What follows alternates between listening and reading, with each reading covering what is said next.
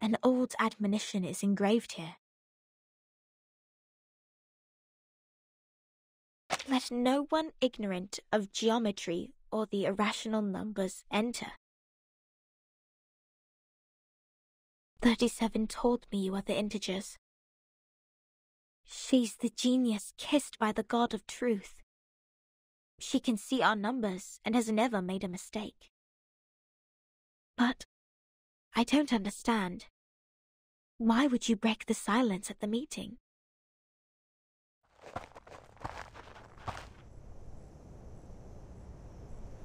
I apologize, Miss Sophia. I won't defend our behavior. You may save that apology for later. If you can persuade more than half of the people to vote for your friend's commutation, perhaps she won't be sentenced to death. I have gathered some case files from the past.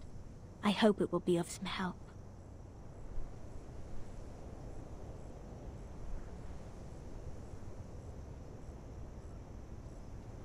These files are... But won't you be in trouble for helping us? I have my own reasons.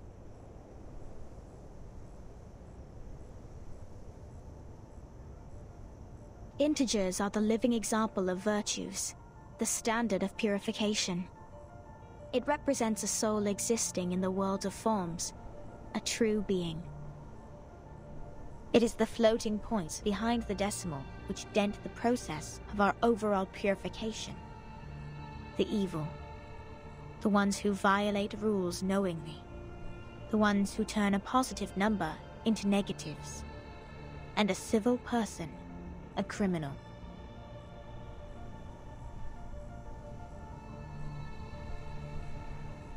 If integers like you would lose your life over some unintentional mistakes, wouldn't it be a great shame?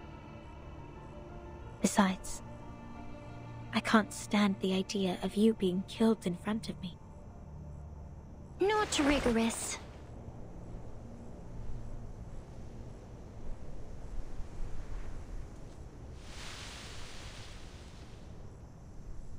For one thing, we still don't know Vertin and Sonetto's numbers. For another, the fact that every crow we've seen is black doesn't necessarily entail that the next crow will also be black. Even if every virtuous person we met has been an integer, we can't be certain that the next one will still be an integer. Same case for irrational numbers. You're right, 37. But people always tend to believe that virtuous people are integers. That is what we call belief.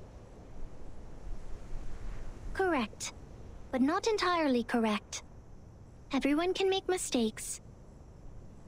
Numbers are just numbers. They are not associated with virtues. Unlike me, you're always right, 37.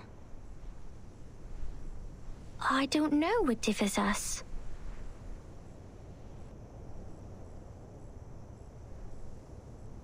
Will you be at the assembly? Yes. Then I will leave them with you. I'm not qualified to set foot in the Hall of Truth. I have done poorly in receiving the guests. I will ask 6 for my punishment after the assembly. Huh? So you are not coming back to my laboratory? Neither will you help me review the calculation results or sort out the books? The scripture shall not be challenged. What's more, any students here can help you in the laboratory. It doesn't have to be me.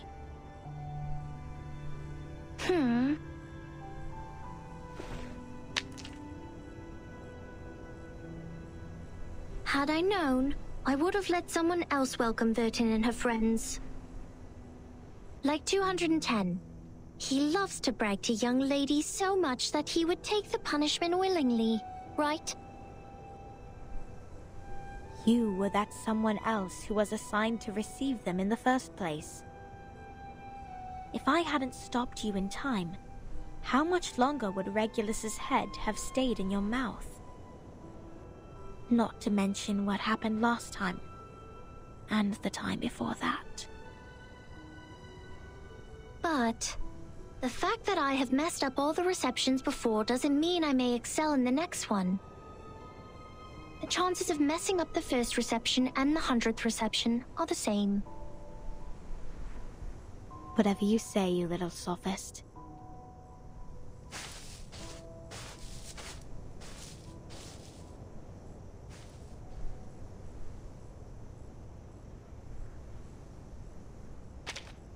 Everyone says so.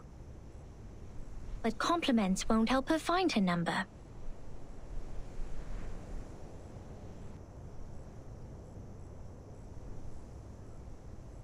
So, Vertin, are you ready for the debate?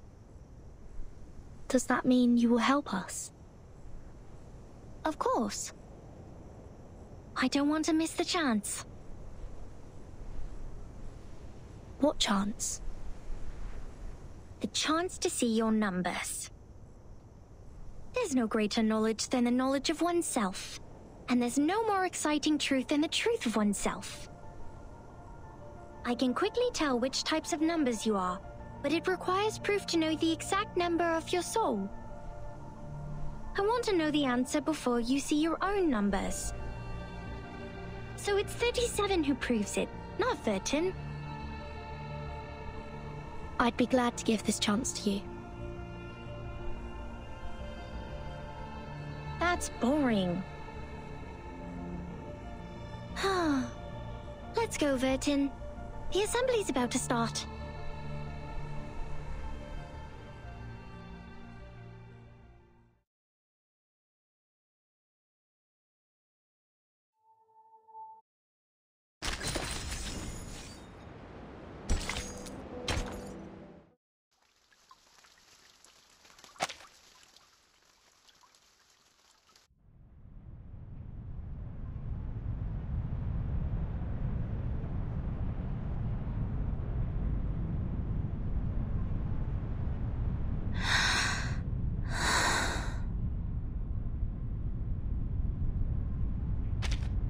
Don't worry, Timekeeper.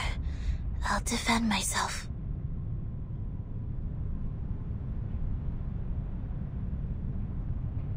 Back in the Foundation, I once won a public debate of a similar nature. This is my duty. I won't let it get in the way of the team's investigation. Sonetto.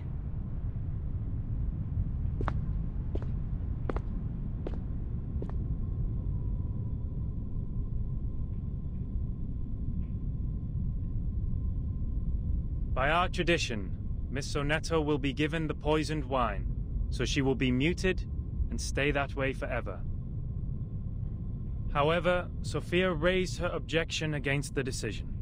After giving the matter some discreet thought, I have decided it is necessary to hold an assembly and take care of it democratically.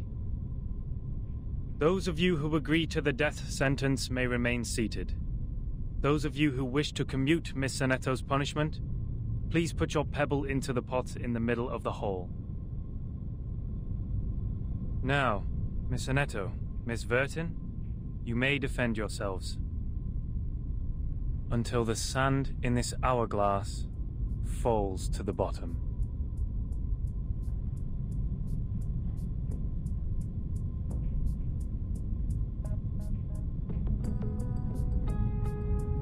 I am Sonetto from St. Pavla Foundation. I wish all the honorable audiences here would lend me their ears to hear my defense as a humanitarian gesture. What number are you?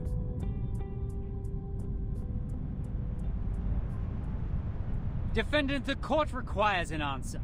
What is your number? What? Me? No, I don't have a number. Don't waste our time. People without a number cannot stand in the Hall of Truth. All her words are void. Sentence her to death now!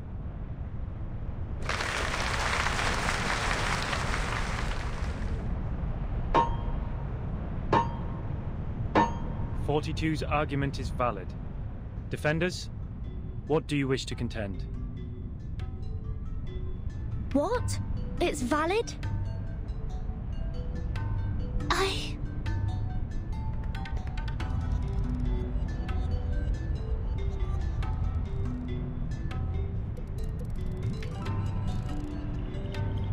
Objection!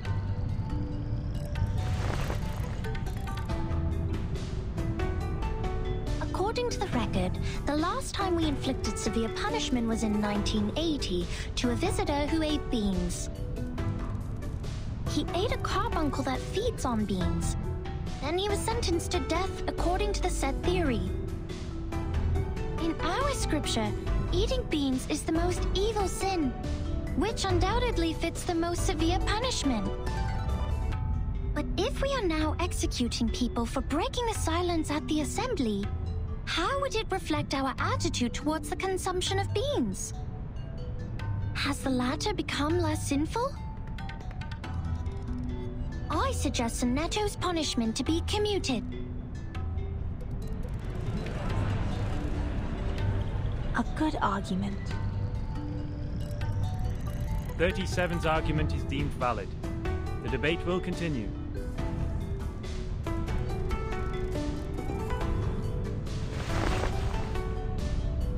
Objection. The punishment for eating beans is to throw the offenders into the Gorgon current, while the punishment for the silence breaker is to drink poisoned wine.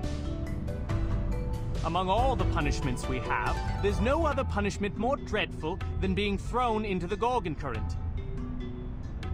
Because eternity and infinity are the two things we have the least knowledge of, which makes them the most ghastly punishments among all. Giving her the poisoned wine doesn't make the consumption of beans less sinful. Her argument is invalid.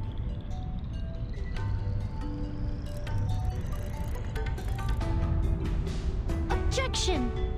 Both of the crimes would fall into the same category if we are taking the punishment as a frame of reference, which is death. Objection. The two crimes in question are not commensurable, which makes your comparison invalid.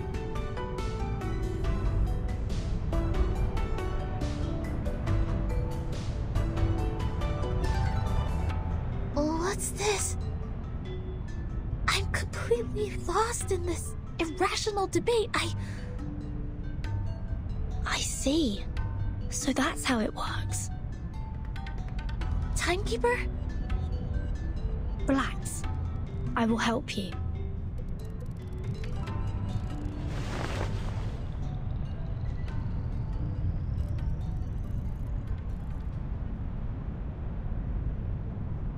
I object.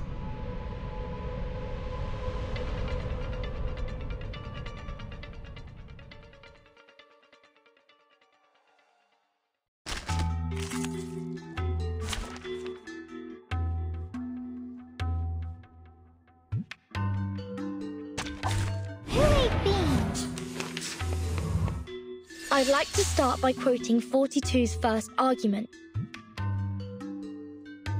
People without a number cannot stand in the Hall of Truth. In that case, it's not possible for Sonetto to commit a crime in the Hall of Truth, because she can't even be in the hall. What? Good point, Vertin. This is our chance to out-argue them. It could be that. Uh-huh. Intersect and divide. So troublesome. So troublesome. It could be that. Time to check my calculation. Intersect and divide. Rational.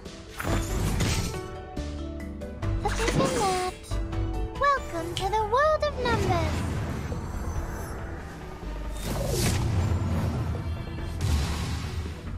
Huh. Time to check my calculation.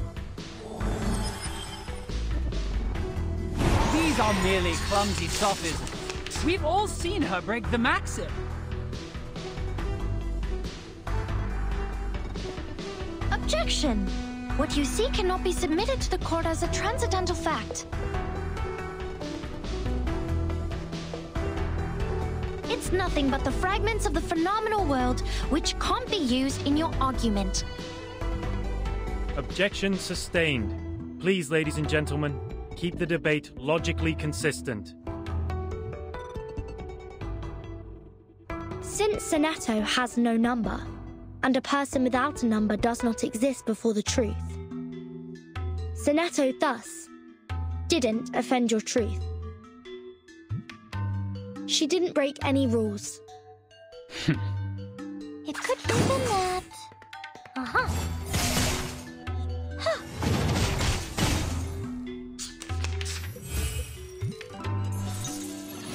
Rational. It could have been that. Time to check my calculation. Form is a bubble. Huh. That's troublesome. The final dimension could be found. Welcome to the world of numbers.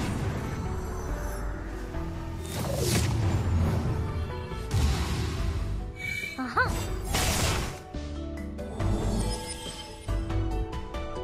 Objection! The rule breaker has a number. We can all tell that she is very likely an integer.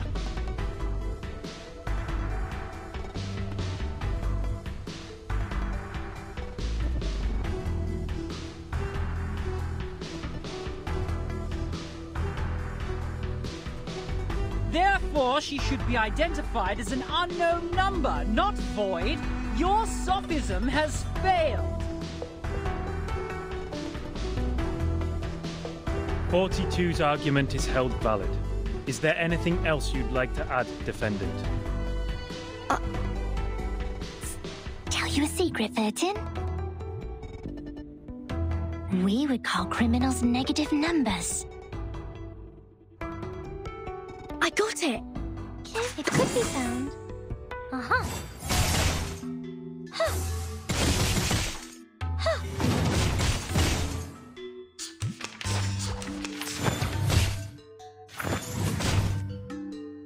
Look at that. Welcome to the world of numbers.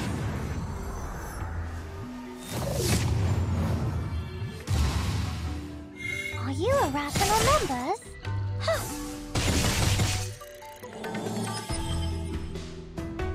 It is easy to prove Sonetto's innocence.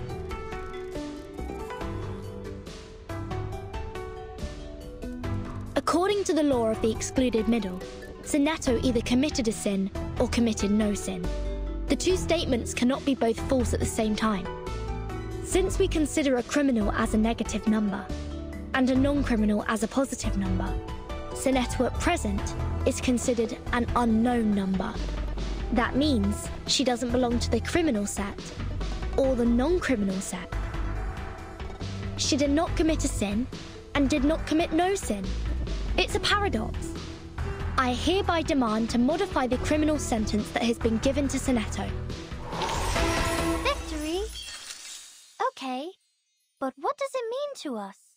I mean...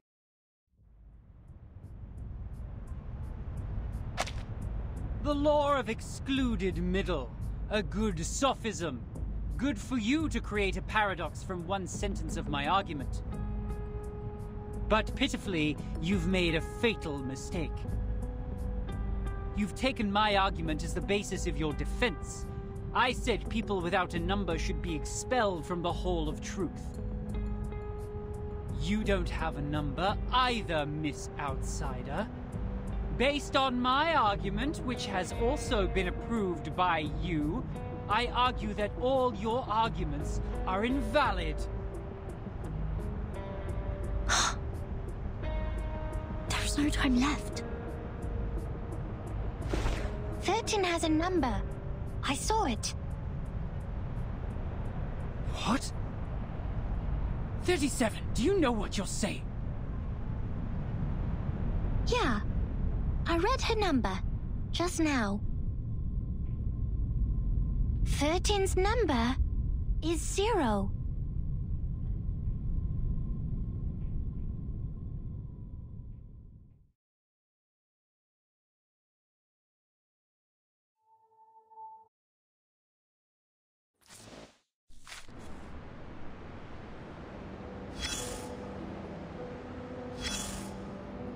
Come closer. That's right. Take a few more steps and immerse yourself in the shadow, including that hat. You don't want those good ears to hear this private conversation.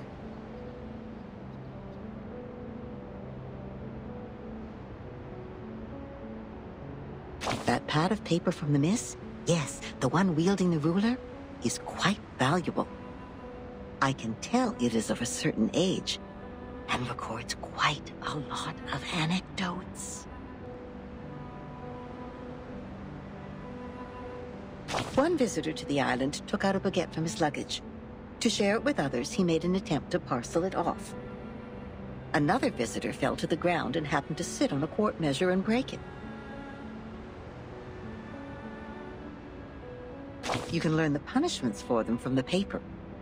The former was thrown into the sea, while the latter into the further sea.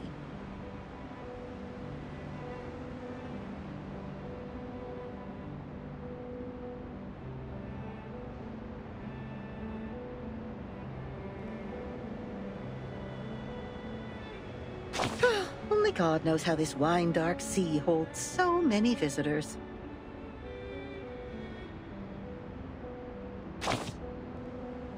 Oh, the debate! That's really a pain in the neck for that logical, pragmatic assistant of yours, isn't it? People always tend to mark what they can't figure out as arcanists' doings, as if things would make sense once they do so.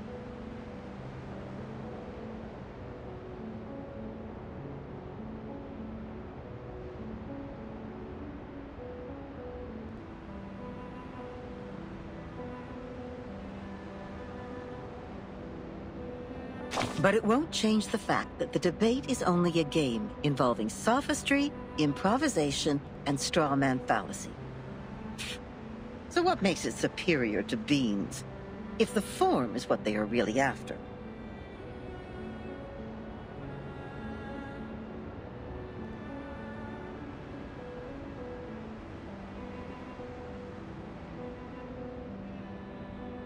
Anyways, whoever fools the others first will win the game. No arcanum at all.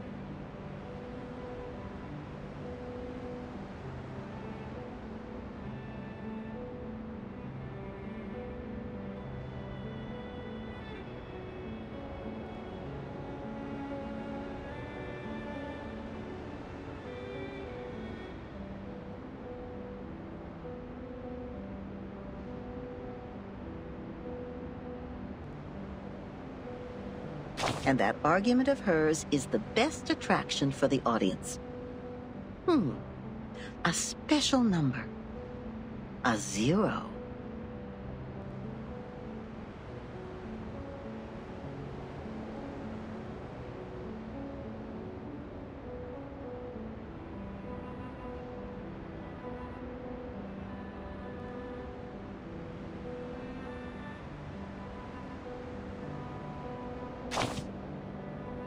That's ambitious, darling, and I love it. But you need to know that infinity is the most unfamiliar thing for the people, and that's why it triggers the most curiosity.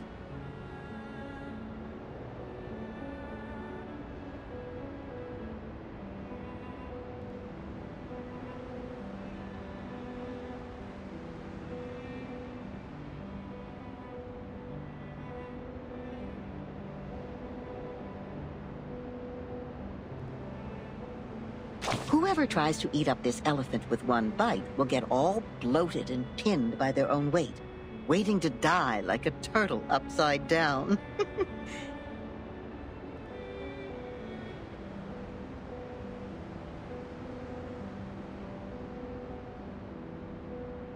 By then, I guess you would be eager to throw up the elephant and turn back into the adorable, easygoing 0 we all like.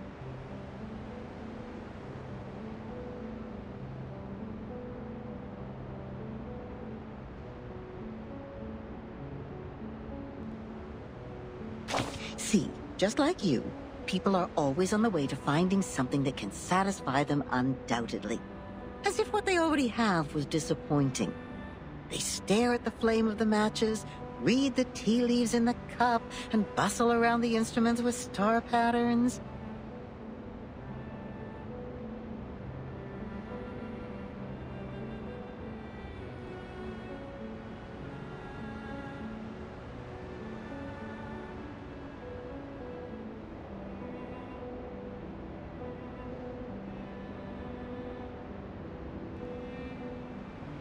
Now, back to the number we just talked about. Oh my! It's the prediction of your whole life! Can you believe that? You owe that spirited little genius a thank you. By the way, what do you see in her number? I always know you're a quick learner. You're very good at noticing new things.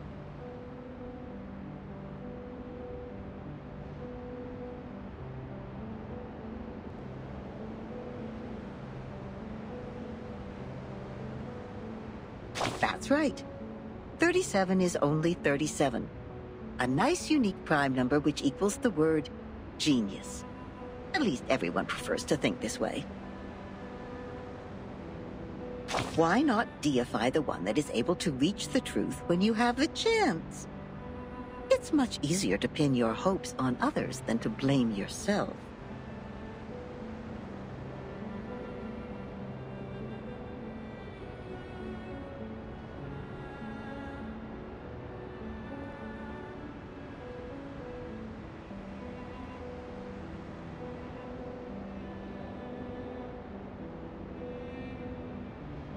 I guess you also did that, right, darling?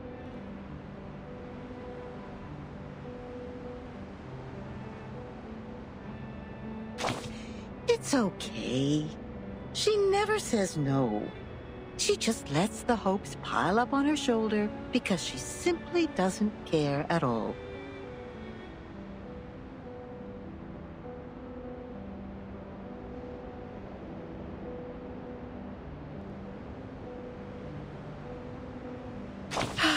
What a good child.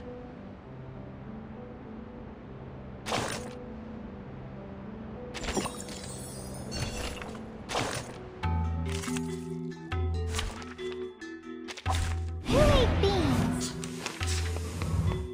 Given that it could be found, time to check my calculation. Intersect and divide. Rational. Given that, welcome to the world of numbers.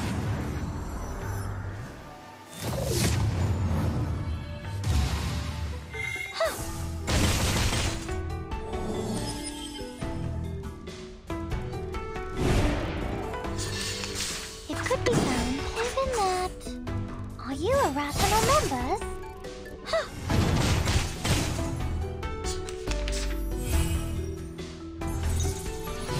Troublesome. Given that. Welcome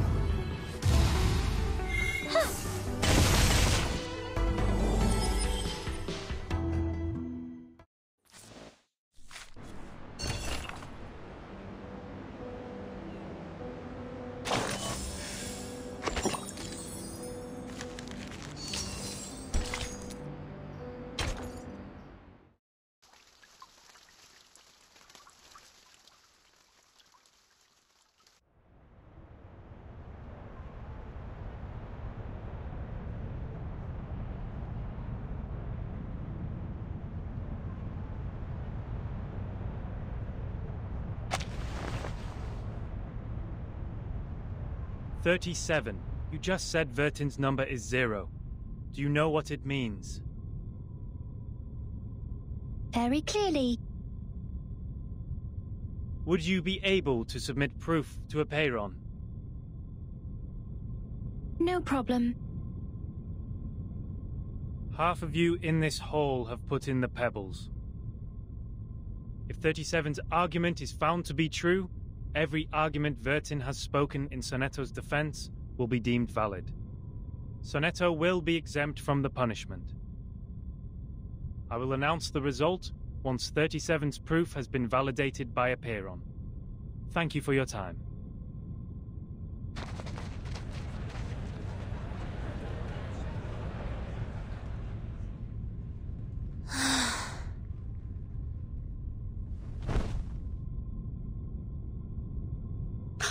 Sonetto! Timekeeper, I'm so sorry. I tried my best, but still I couldn't understand the debate. I failed again.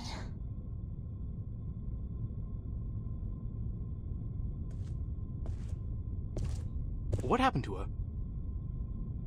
Come here, little girl. We need to move her outside.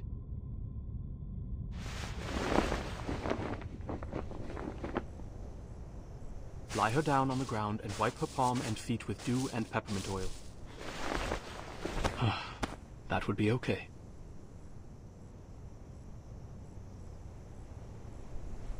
Thank you. You're welcome, the distinguished number 0.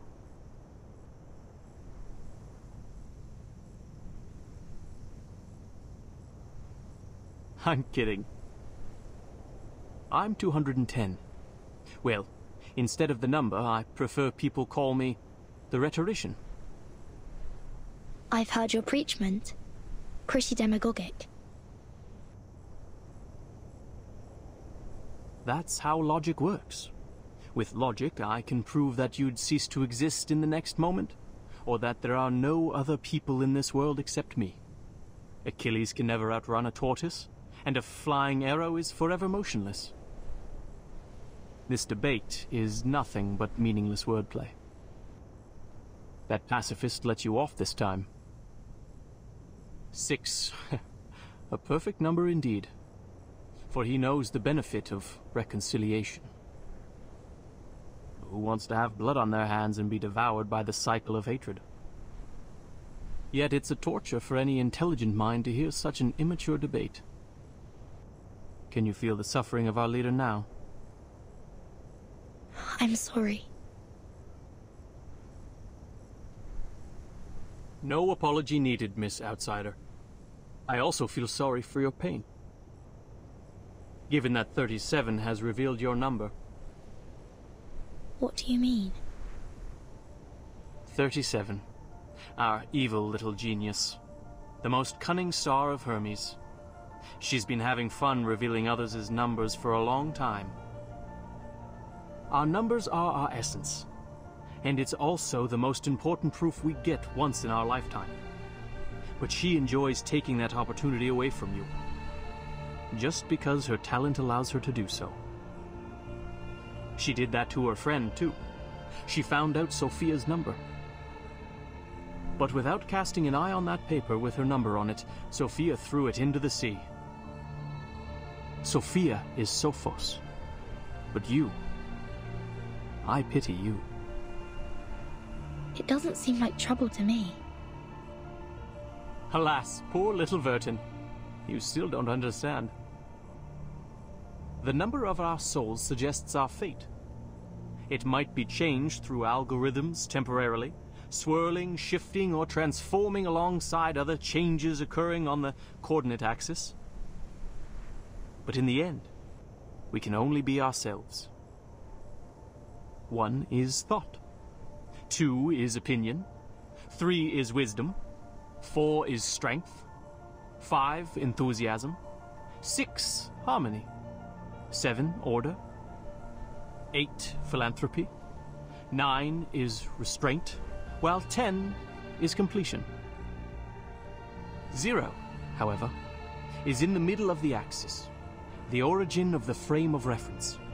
It's neither positive nor negative, neither prime nor composite. Things are ever changing, but you stay the same. Your loneliness also lasts forever. This is your fate. Being exposed in full view of the crowd, yet you know nothing about it. 37 was acting on impulse, yet she opened Pandora's box. She leisurely reveals your fate. That carefree behavior makes no difference to picking up a shell on a beach. How could I not pity you?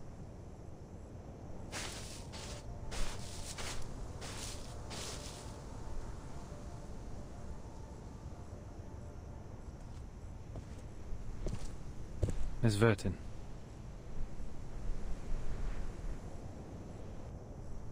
"37's proof has passed the review. Your friend will now be exempt from the punishment for violating the rules. However, she has to take some catch-up lessons on the scripture. Please, meet me at the hall tomorrow at noon. I would have words with you."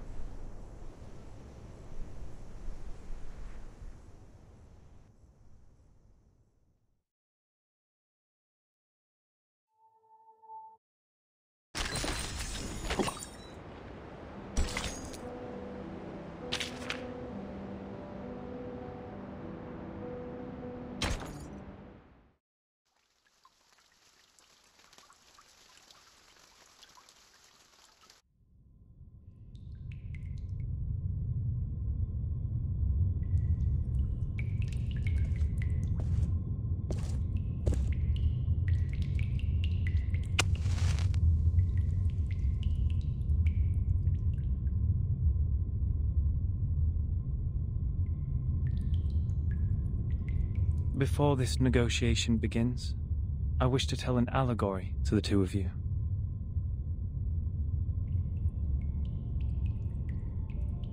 A group of people were imprisoned in a cave. Behind them, there was a fire. Before them was a tall, solid wall. Their legs and necks were chained and fixed, so they were constrained to look nowhere but to gaze at the wall in front of them. When they dropped their eyes, they saw their own body. When they looked up, the flickering light of the fire fell over them, and they only saw the shadows of what was passing behind them. No one had lived one day outside the cave. The shadows cast on the wall all there was to be perceived as reality. They had no knowledge of the real world. One day, one of them escaped from the cave, walked into the light, and saw the true world with his own eyes for the first time. Everything he saw or felt in the cave was nothing more than a mere shadow of the object's true form.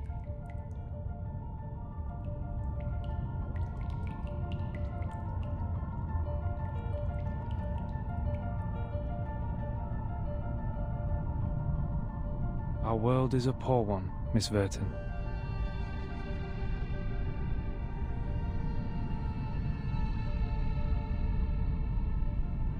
The phenomenal world is the cave in this allegory, where we are surrounded by shadows or some humble fractions of the truth.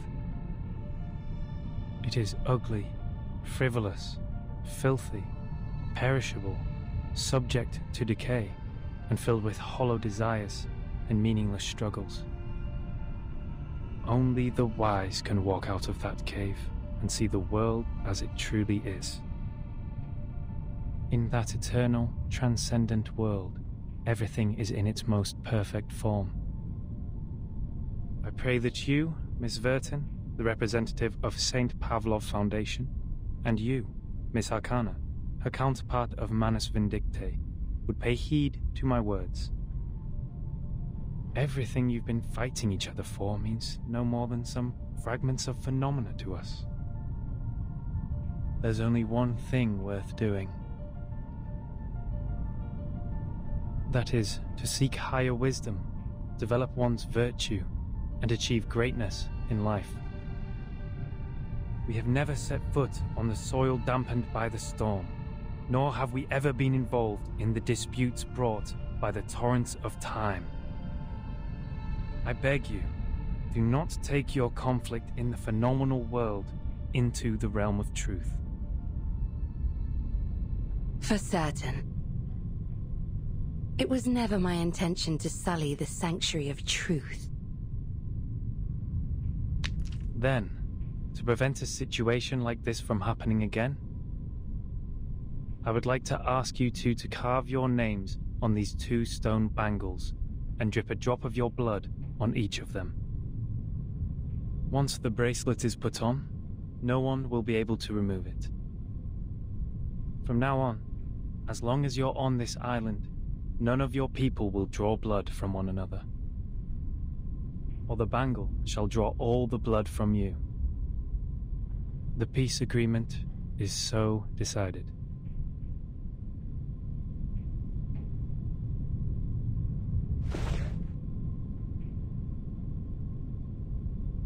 I appreciate that. I'll sign it.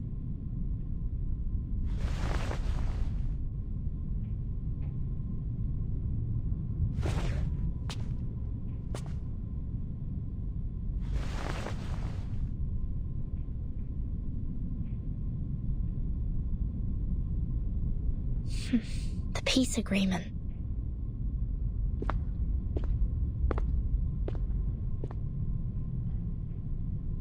Lady Vertin, we meet again. I wish the best to thy friend. She's doing well, thanks to you. You're most welcome. Thou shalt quench, for times hath changed. I would not wish to shed even a drop of Arcanist's blood in vain. But Schneider should be the victim of a merciless bullet?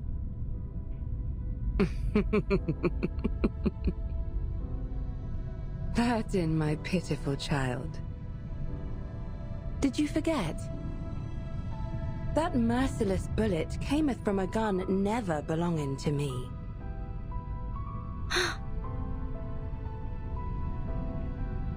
What's Manus Vindicte's purpose to be here? Hearken the archaic wisdom. Just as thou doest.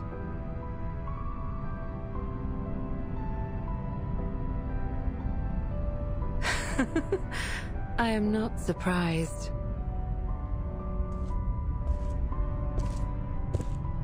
I adore thy visage, Lady Vertin, emotionless in the storm. Alas, no man shall bravest the storm and live, including thee.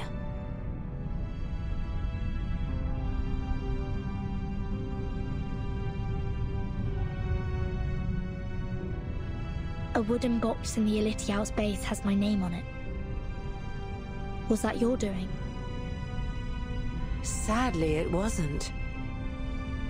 I hope thee findeth the answer satisfactory.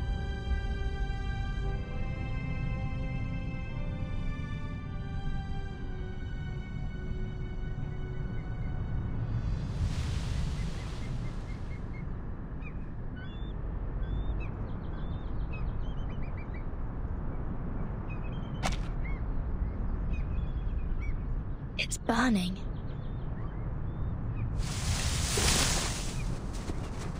Is that Miss Arcana? Miss Arcana, please, don't go! Save us! And save us!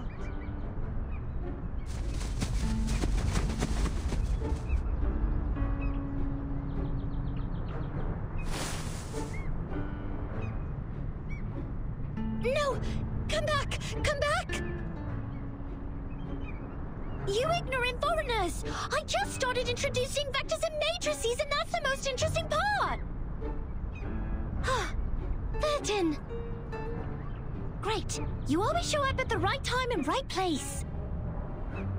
Stop the masked people! Whatever it takes!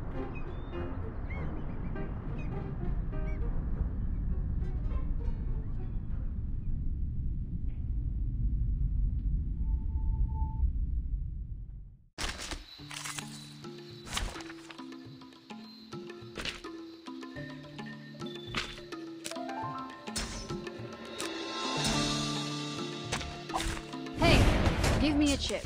Just one with the lowest denominator. It could be Merci. Isn't that... Are you a rational member? Fight for the unarmed. Intersect and divide. Nice move. No trouble, though. Intentarlo de It nuevo. could be Bravo. Tú decides. Uh-huh. Oh, need me to get you guys an ambulance? Rational? Dang, dang. Isn't Tú that... decides. Uh-huh. Hey, hey, hey! Don't be shy, mi amigo. You still don't recognize me? What about now? Nice move. Yeah. Merci. Bravo. Ta-da! Time for a Never special hesitate. The sword is drawn.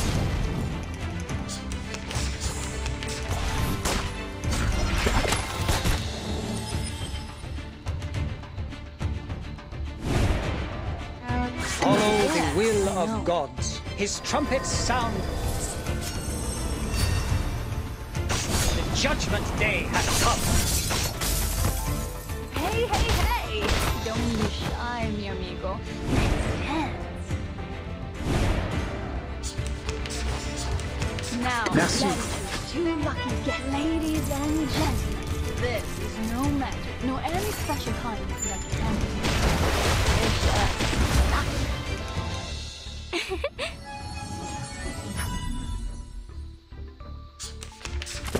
Please don't. Dang, dang. Intentarlo de nuevo.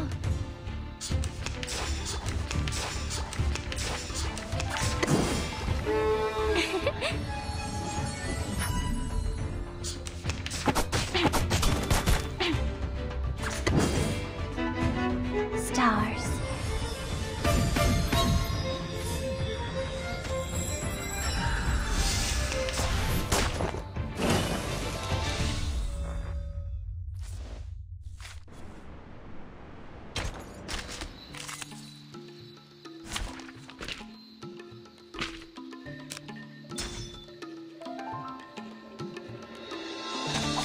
Who ate beans?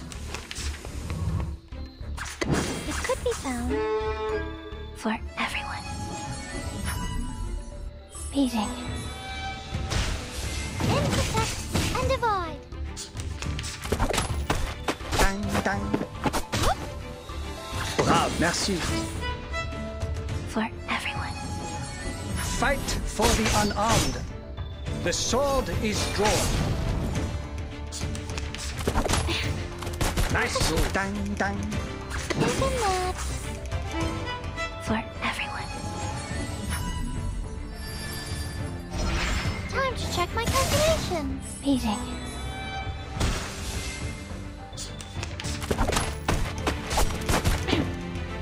It could be Bravo. found. Stars.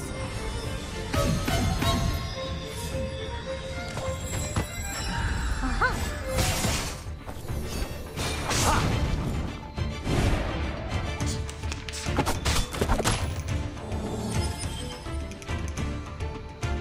Hey, give me a chip. Just one. Merci. with the lowest Bravo. denomination. The sword is drawn. Never hesitate.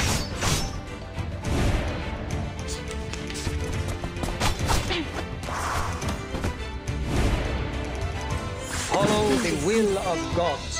His trumpets sound. The judgment day has come. Please, listen. Ta-da! Time for a special massage. Intentarlo de nuevo? Yeah. Tú decides. Bravo. Oh, need me to get you guys an ambulance? Time for a special Never hesitate. Dang, dang. Merci. for everyone. Please, listen.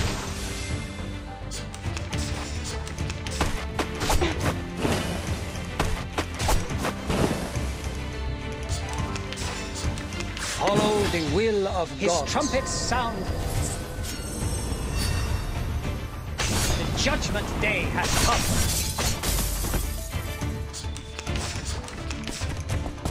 Nice move.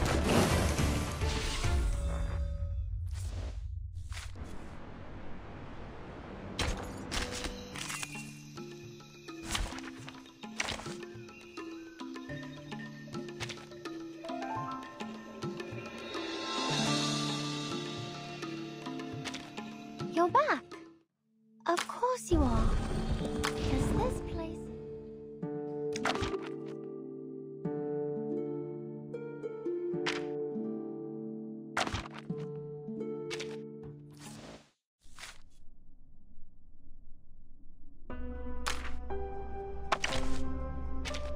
You're back. Of course you are. Because...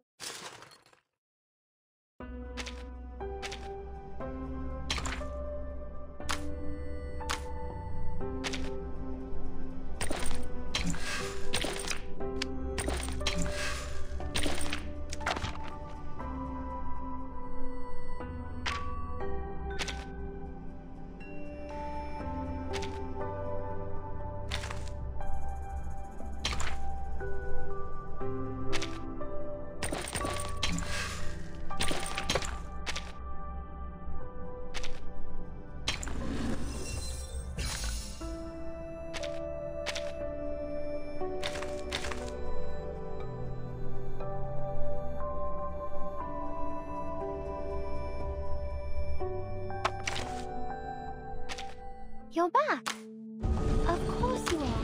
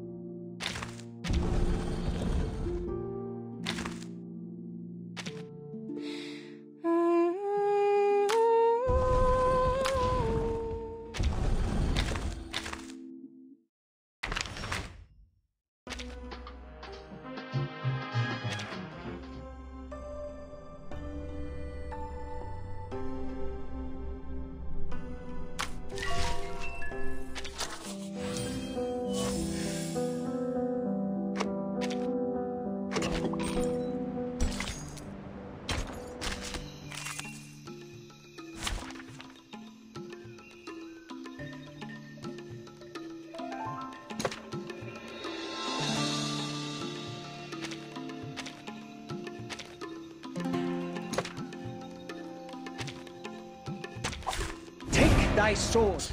Duel with someone fair and square. Merci, brave. For everyone. Never hesitate.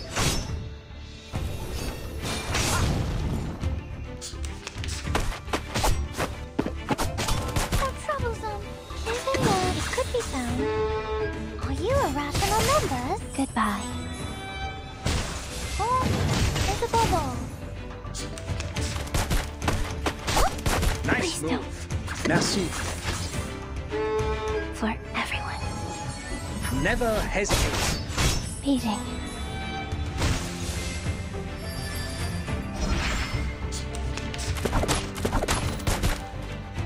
Isn't that? It could be that. Uh-huh.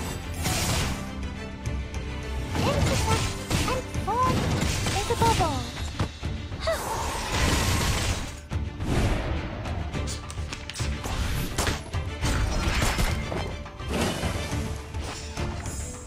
Hey, give me a chip. The final demonstration. Brave, merci. Welcome to the world of numbers.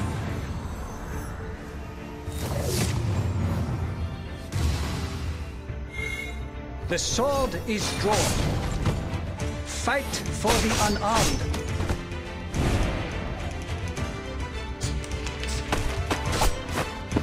Follow the... Merci. Isn't that? His trumpets sound. The judgment day has come. Ha!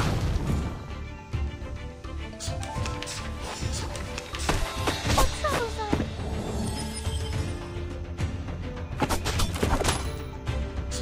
Yeah, who's this Cetus? What? You still don't recognize me? Hey, what about now? Don't be shy, mi amigo. Let's dance.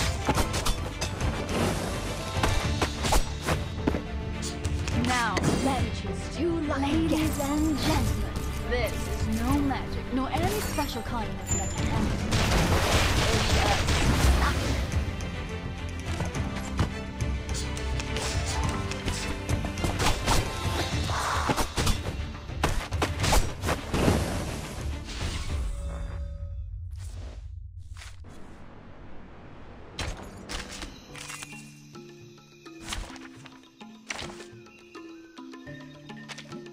Bonjour. Comment allez-vous?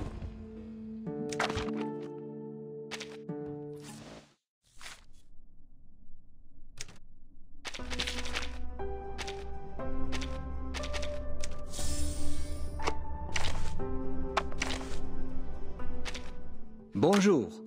Comment allez-vous?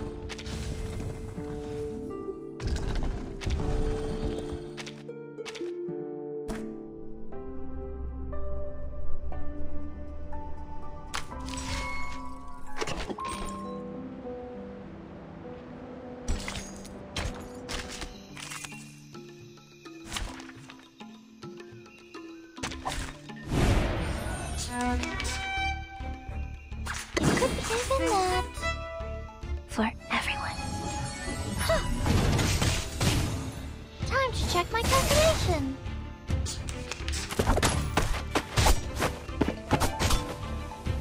Brave, merci. Please, listen. Never hesitate. The sword is drawn.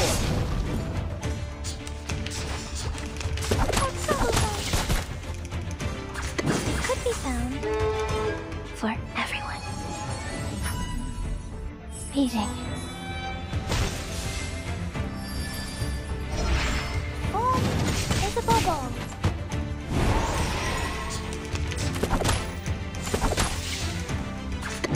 Brave.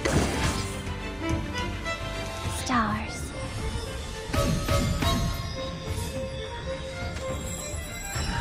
Never hesitate. Goodbye.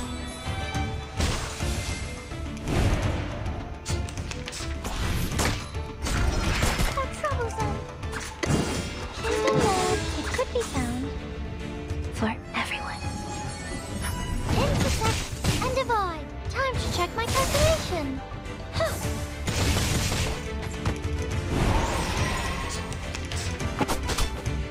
The final Follow could be the found. will of God. Welcome to the world numbers.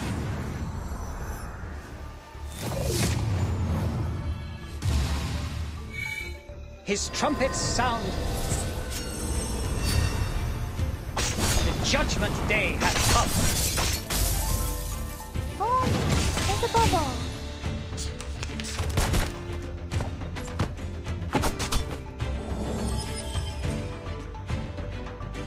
Hey, give me a chip. Bravo, Just merci, want bravo. the lowest denomination. Ha! Fight for the unarmed. Merci, bravo, merci. Fight for the unarmed. 7-7 set!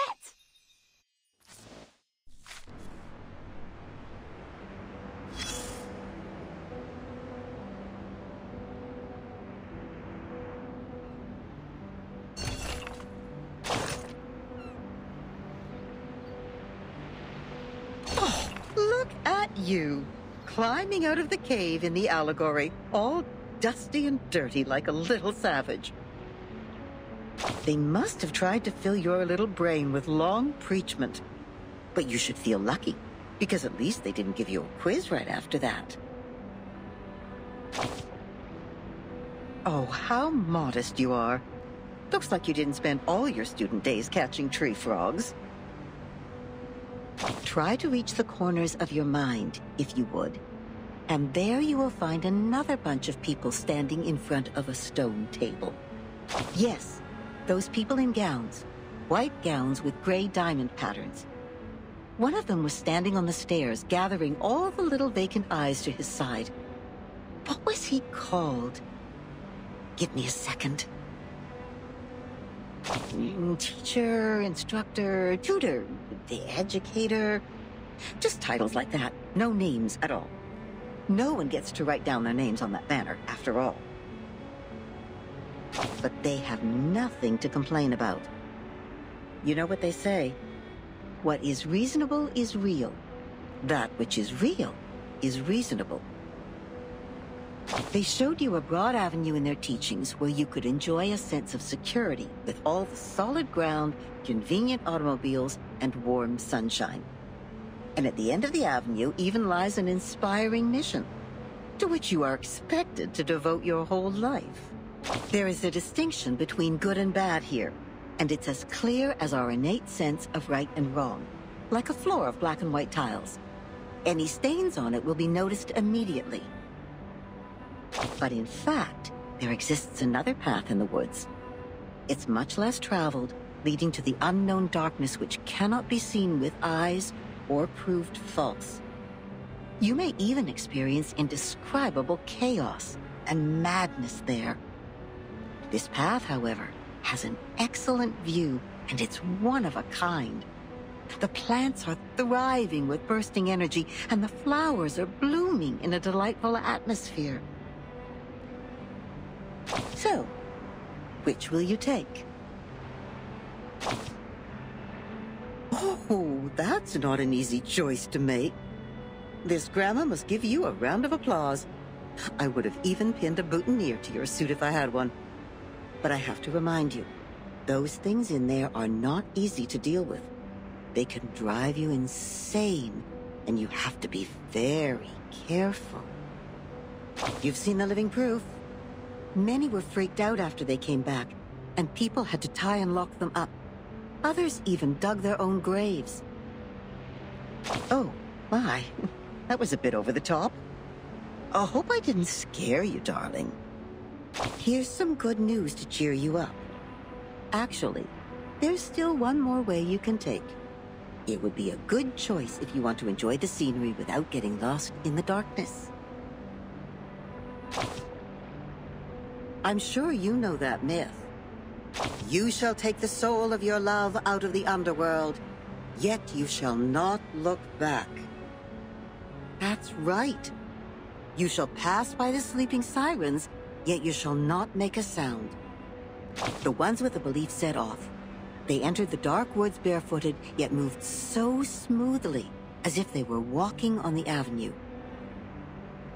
They kept their mouths shut and eyes forward. They never turned back, never picked up what was not theirs, never set foot on the Forbidden Lands, and never looked straight to sacred greatness. They showed frugality, patience, and wisdom in the face of hunger and danger. So the beasts continued to lurk in the shadow, and the ones with the belief passed through the woods safely, until the path disappeared along with the direction sign. Then the first one to look back gave an exclamation before being exiled. Think about what I just said. That which is real is reasonable. Never look back in the woods, darling. If you don't want to be turned into a pillar of salt which can do nothing but wail, then never, ever look back. Yes, we'd better stay awake, stay calm, stay cautious all the time. But then there comes the problem. How can you ignore your love for those thriving plants and blooming flowers? How are you supposed to deal with the unstoppable feeling that overflows like a melody when it is stirred up by the beauty of the scenery? Of course, you will cry the loudest cry, dance the wildest dance, drink the strongest drink, and vomit all the filth inside you. After all, there is no need to enter the woods if the soul-stirring scenery is not what you are after, right? No, so you better let it slip your mind, darling. Just let it go and hurry forward. Remember to keep your eyes shut and hold your breath.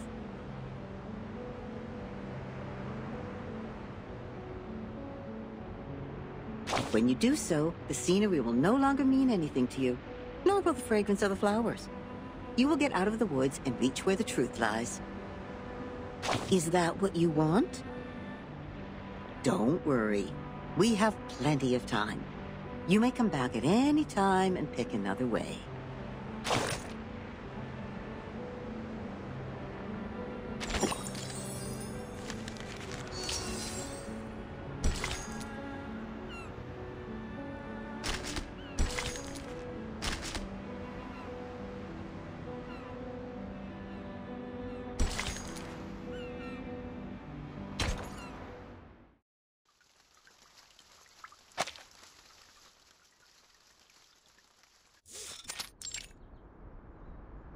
Congratulations, Miss Sinetto.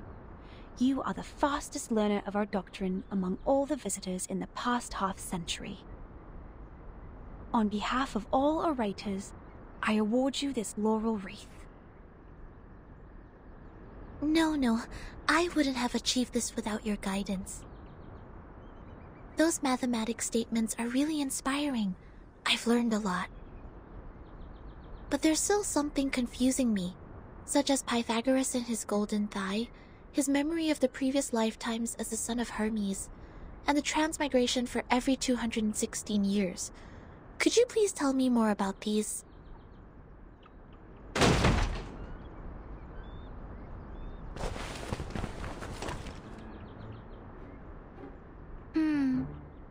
Why would people fail to see the charm of the matrices? This is not right. I need to spend more time on teaching. Anyone, save us! Thus my journey of art is doomed to fail. I really don't want to study maths anymore. Help.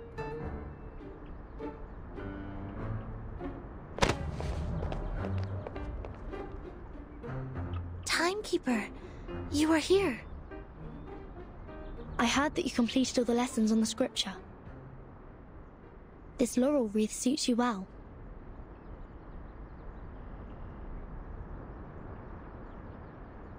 Timekeeper, I'm sorry. At the assembly, I failed to understand the arcanist's logic. It was totally different to the debates I have participated in. But now I have... That was not your fault, Sinetto. It is now behind us. I need to tell you something more important. I've signed a peace agreement with Arcana, and the price of breaking it is... death. What?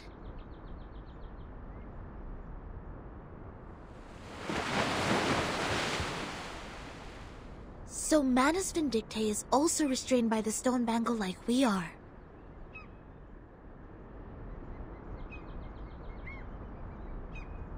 Yes. She put it on without hesitation. But I don't think her purpose would be as simple as hearkening the ancient wisdom.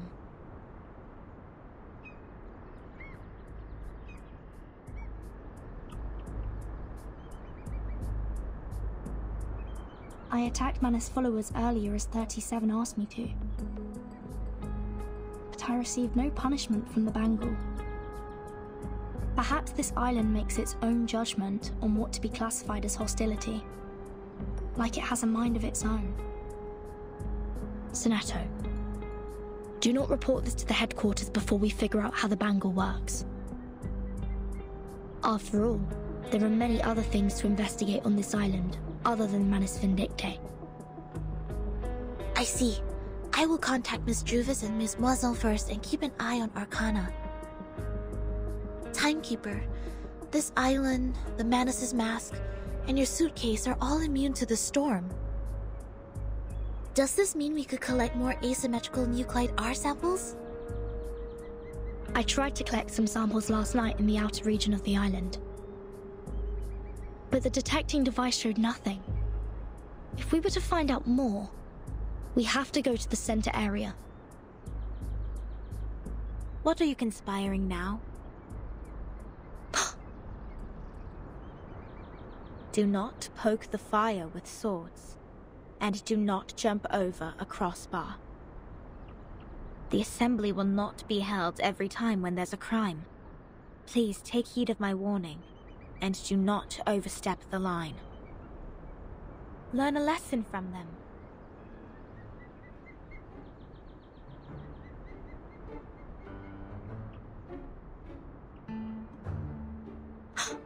Lilia! Didn't you say you have Regulus with you safely? Apologies, Vertin. I was going to rescue Sonetto through a very creative underground tunnel. But things didn't quite go as planned.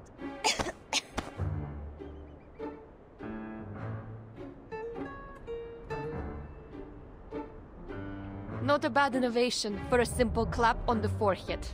If only you didn't miscalculate the location of the explosion. This apple is grateful that it didn't get blasted into a puddle of apple jam.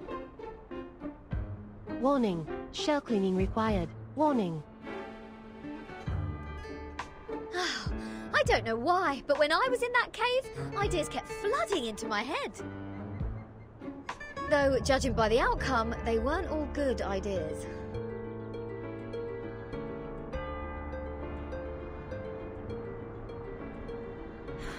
On a routine patrol, I found them trying to break into the cave. I'm not surprised that an irrational number would try to trespass on forbidden grounds. But you two? The integer and the fraction? What were you doing with her? This is a serious crime.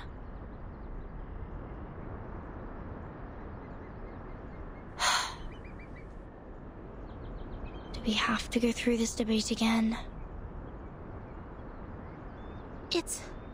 It's okay, Timekeeper. I will defend Regulus. I've thoroughly studied the scripture, and this time I'm sure I can do better. Forget it.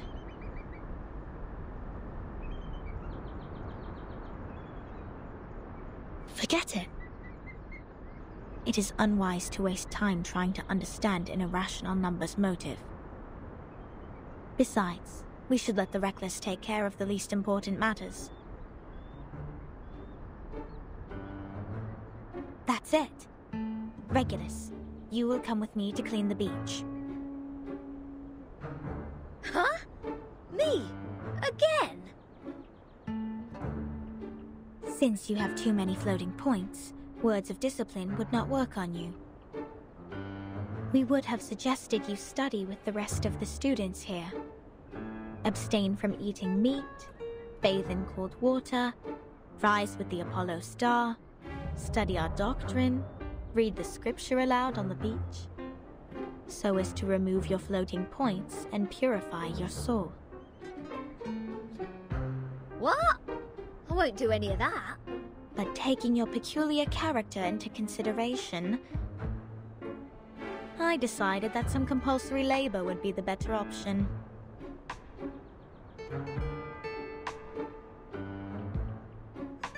Oh, that's the best news of the day. I'd rather clean up the rubbish on the beach than be surrounded by people giving sermons all the time. At least the rubbish doesn't talk gibberish. I'd be dead if you didn't change your mind. Regulus, studying the scripture is not that scary. They will teach you and guide you until you take full command. Just like taking lessons at school. Huh? Is that what schools are like? Haven't you been to a school, Regulus? Haha! A great pirate would not remember trivial matters as such. So, where were we? Which part of the beach needs to be taken care of by the great captain? My laboratory. Whoa! Where did you pop up from?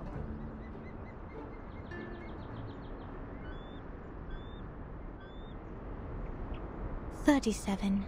Aren't you supposed to preach to the visitors?" I've seen their numbers. A group of negative repeating infinite decimals. They will achieve nothing but to repeatedly step in the river of mistakes. I gave up on them.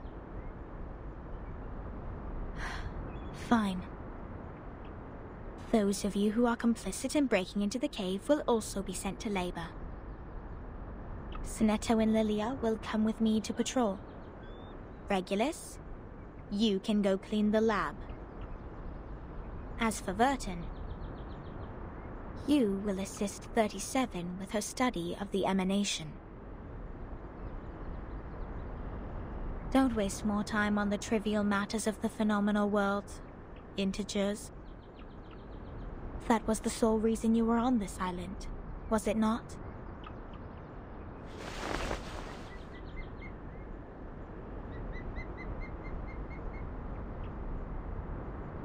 Don't let down your guard. The arcanists on this island are not as easy to deal with as you imagined. Down in the cave, I heard some pretty alluring and intriguing anecdotes. Miss Lilia, this way. You will cover this area. Stay on the radio.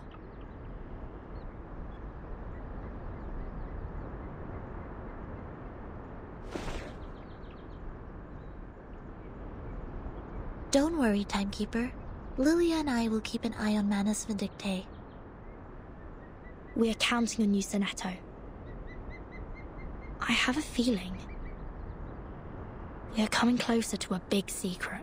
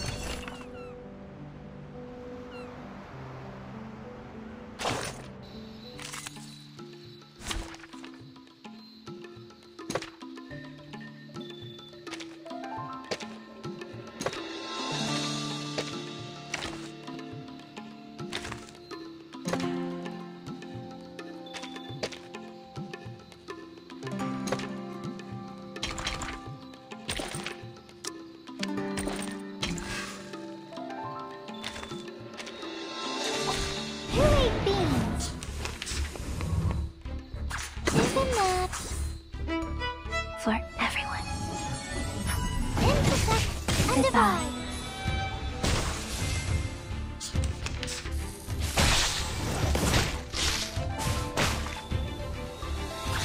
Merci. For everyone. Time to check my calculation. Never hesitate.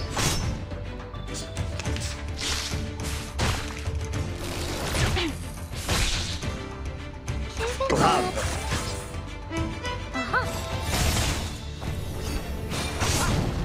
Beating.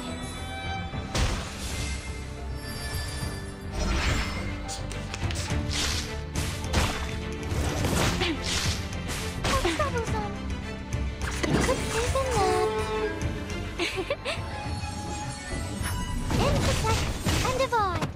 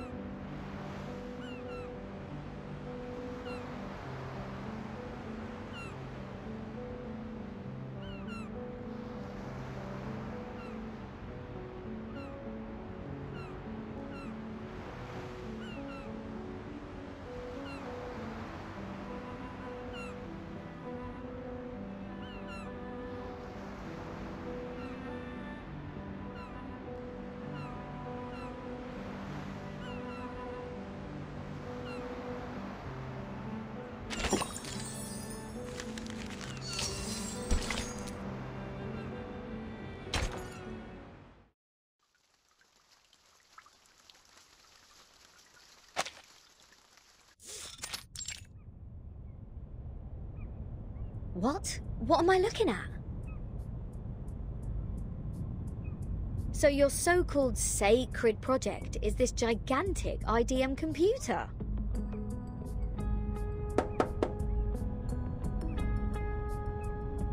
I was curious about them during my stay in Laplace. Those later versions of the model are so much better than the 66 ones. But this one doesn't seem that far advanced to those. This is not a junk piece the man has sold you, is it? Items of the phenomenal world are all a waste. This one is long broken. After the emanation, we couldn't find anyone to repair it. Why do you keep referring to the storm as the emanation? What does the emanation mean? It is the waves of Numa. We are the expellees of the world of forms. We were banished to this damp and dark cave. Everyone here is obsessed with the fake light on the wall, but forgets to look for the truth. Numa, however, will lead us to escape the cave and return to a more supreme realm. Eh? You make it sound like we're living in piles of rubbish. Aren't we? Of course not.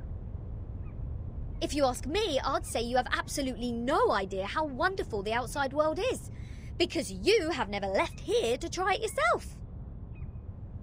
Dr. Pepper, the music festivals, Rory Storm, the Hollies, and the Rolling Stones. Oh, there are too many to count. If it weren't for this sick storm, I would still be riding a motorcycle in one of those races in London. Your soul must be pretty contaminated.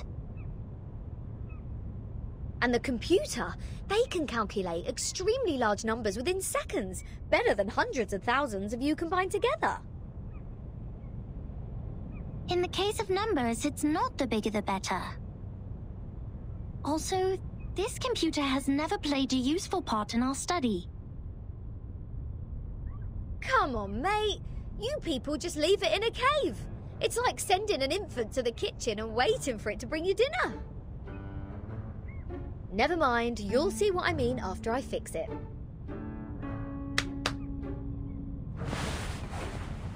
Can you fix an IDM Regulus? No, but I've seen the Laplace people do it. Shouldn't be too difficult, I assume. Oh, the dust! When was the last time you sent people down here to clean? Oh, some critters are nesting here. Oh, did I break into your party? Bertin, come give me a hand. They won't let me touch them.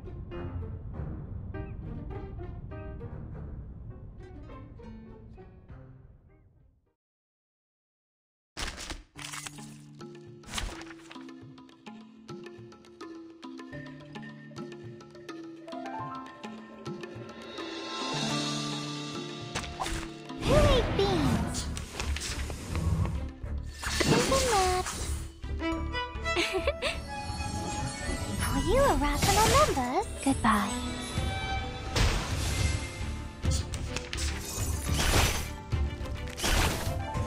It could be the Merci. Time to check my calculation. Form is a bubble. Fight for the unarmed.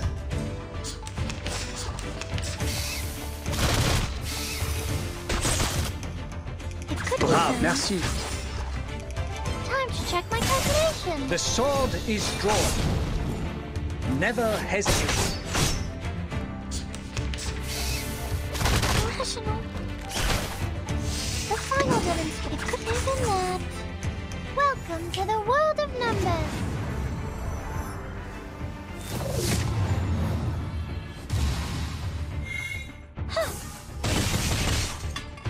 Are you irrational numbers? Form is a bubble. It could Bravo. be the that.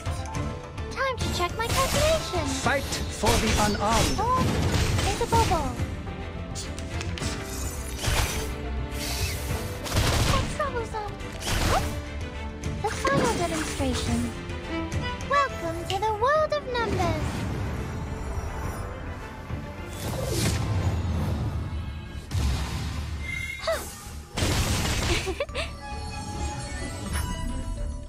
Meeting.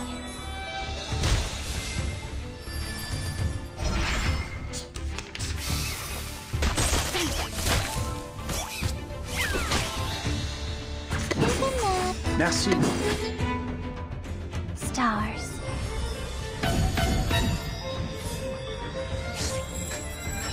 Time to check my calculation. Never hesitate.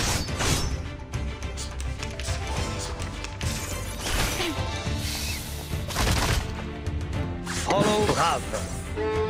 His trumpets sound. The judgment day has come. The sword is drawn. Please don't. Victory? Okay, but what does it mean to us? I mean, what does it prove?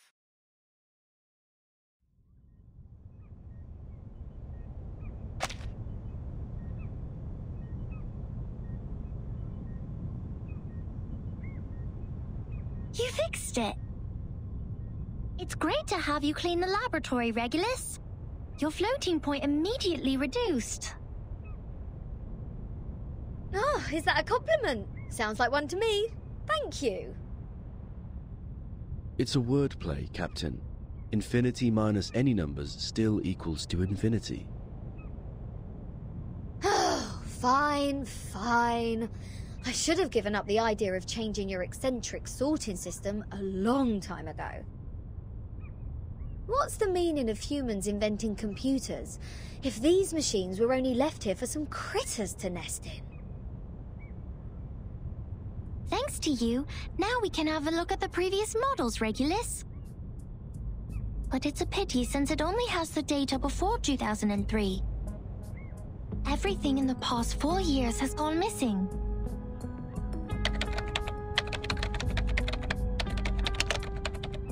This is our chronology, Vertin. From 1999 to 2007, the emanation has taken place 7 times. In the initial 4 years, the emanation has a pattern.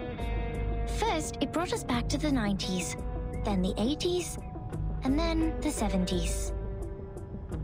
After that, it suddenly leaped to the 30s. In the subsequent 3 years, it took place twice.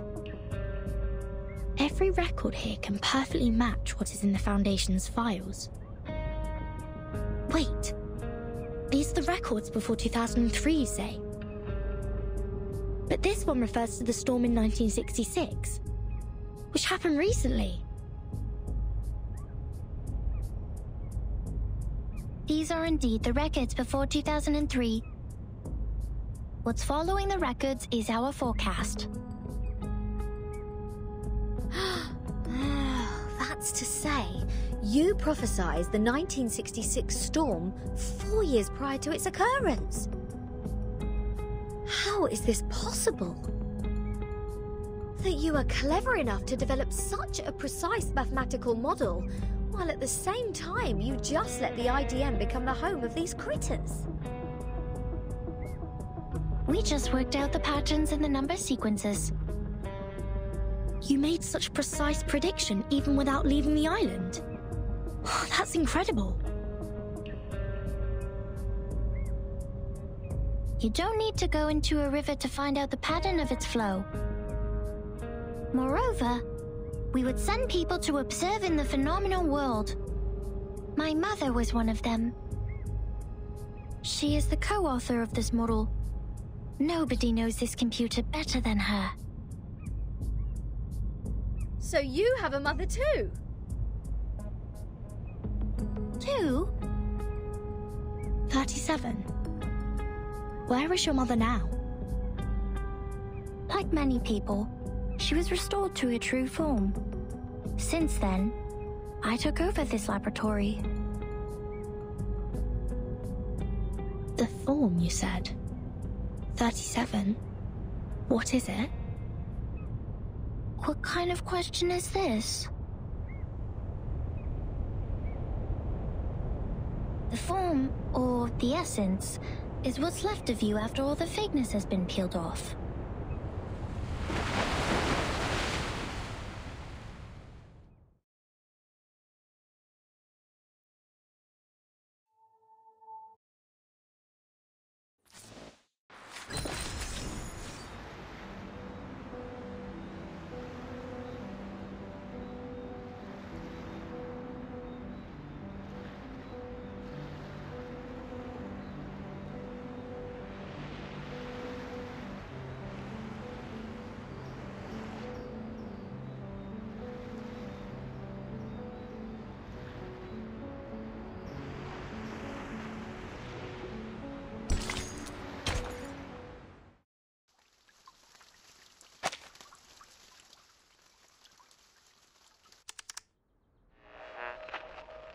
Now we are listening to the New Year collection.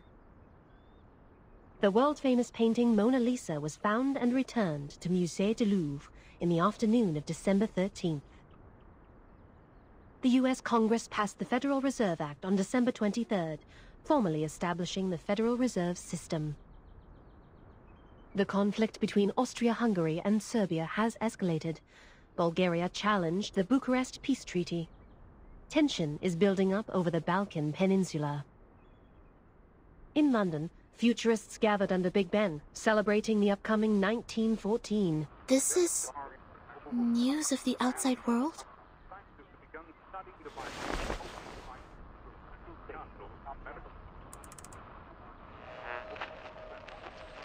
What about on your side?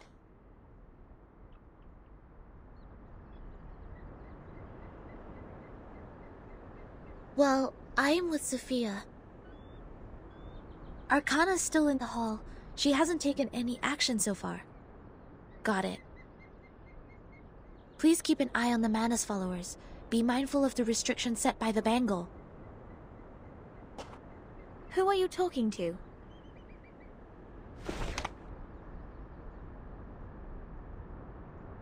Just checking up on Lilia.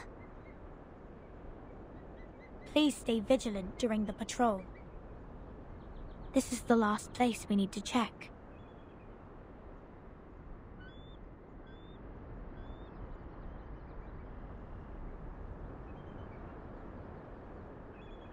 We must keep this graveyard clean. Our dead deserve to be left in peace and undisturbed by the phenomenal world.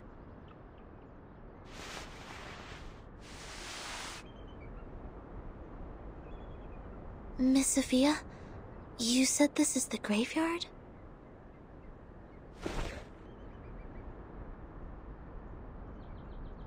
Yes, the geometry graveyard it is called. 4 years ago, my father was restored to a geometric body on his way back to the island. So was 37's mother, who was also on that ship.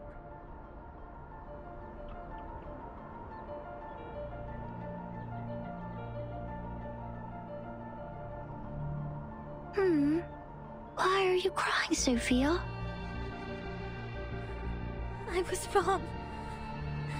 We calculated it wrong, 37. We miscalculated the impacted area of the emanation.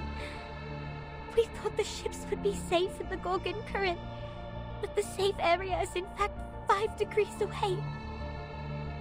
When the emanation happened, the bow of their ship had just entered the safe area. But it was too late. My dad is gone. So is your mom. I know, but why are you crying? My mom and your dad have come back to us, right? Have come back? Do you call this coming back? Like this? In the form of geometric bodies, cold and silent, being pushed to the shore?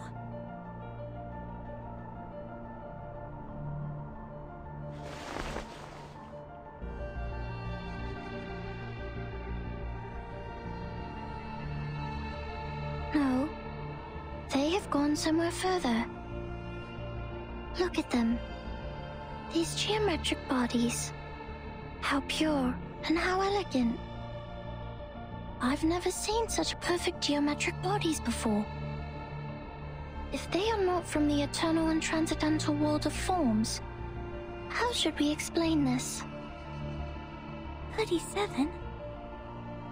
I'm going to study the emanation, Sophia. This is the best chance ever. The transcendental world finally opens its door to us. We will reach our hands to the forms and explore the oldest and eternal laws. Will you help me, Sophia? Next time I will definitely make a better calculation. I promise.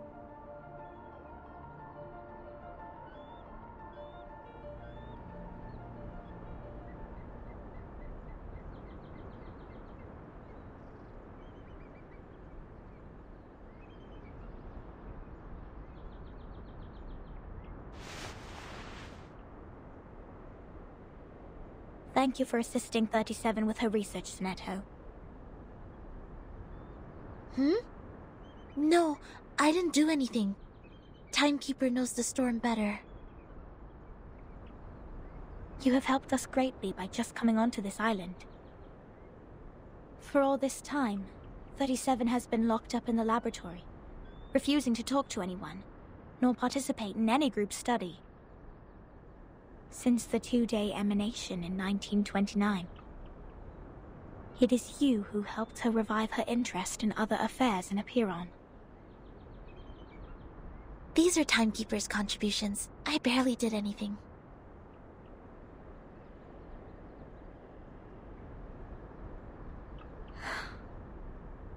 I can't help 37. Because I don't see the charm of numbers. I lack the perception that an integer should have. That's why I can't see my own number. The number's charm? Sorry, I have never thought about this. For me, Arcanum is my inborn mission. If you ask me, you are an unbelievably excellent Arcanist. You can flatten the ground, clean up the beach, and rectify errors. You did it in an efficient and precise manner, which is already an advanced ritual. Any students who have sworn to knowledge can do this easily. They aren't doing my job because they wish not to waste time on these trivial fragments of the phenomenal world. Because they have seen the truth.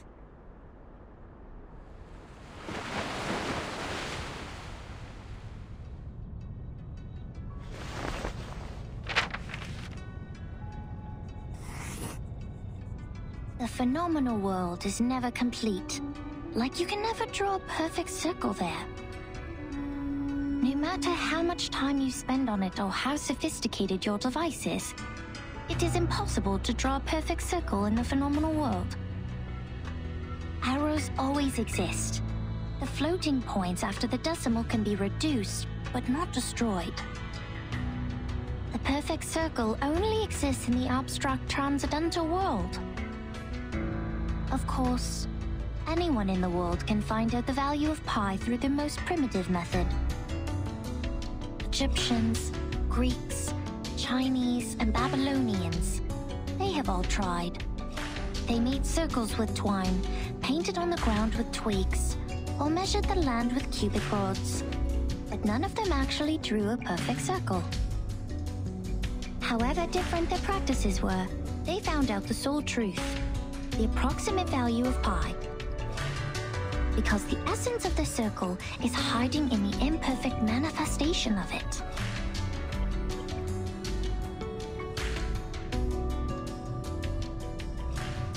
This is the truth. It is eternal, unchanged, pure, and transcendent. Anyone can reach out to it at any time, in any place, by any means, and everyone will get the same answer from it. The forms transcend all matters.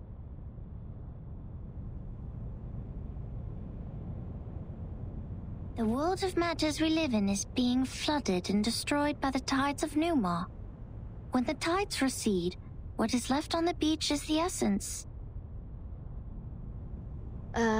This doesn't sound right. Let me think. How come your theory reminds me of the Manus Doctrine? 37. We see the storm very differently. Among all the other things, we saw it first of all as a disaster. But earthquakes, floods, volcanic eruptions, these are also disasters.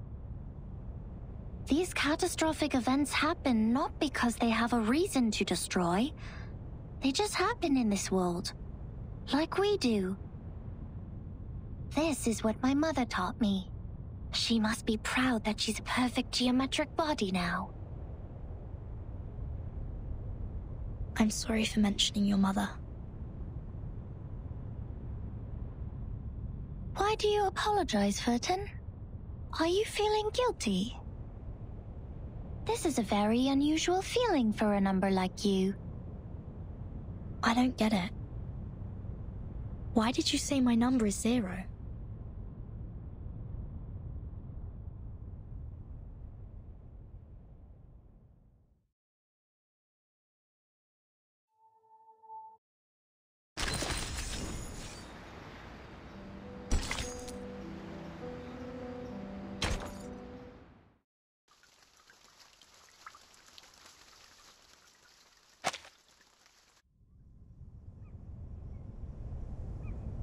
I just saw it.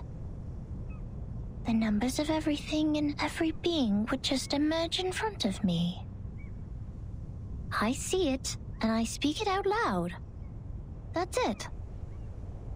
210 told me numbers imply our fate. Don't believe him, Verton. Numbers are just numbers. I know nothing about fate. Fine. I don't think I like 210. And the feeling goes both ways for us. Because I once said he is a poor number. 210 equals 2 times 3 times 5 times 7. He is the product of all prime numbers between 1 and 10. Looks like he has it all, but he doesn't have any real forte. He likes to sugarcoat himself with metaphors. Only those with a flawed essence would adore the trickery of words. This is indeed an extreme comment. And 6 is no better. Every leader of a Pyrrhon has been a 6. 6 is the perfect number since it equals the sum of all its proper divisors. 1 plus 2 plus 3 equals 6. But this number has been overrated. He's not that special. What about your number? What does 37 mean? I don't know. I am 37. I've known it since I was born. So does everyone else. People told me what it means, but I have never tried to prove their theory. I know very little of fate, so I always think, even if I find out their essences, does it mean I have known them better?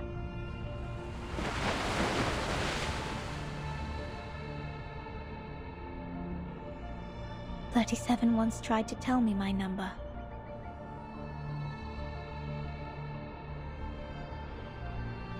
She wrote it down and put it into a bottle, but I couldn't get up the courage to open it. I didn't want to know. I once made a horrible mistake. An unforgivable miscalculation. It makes me worried that I may also be a mistake. So I threw the bottle into the sea.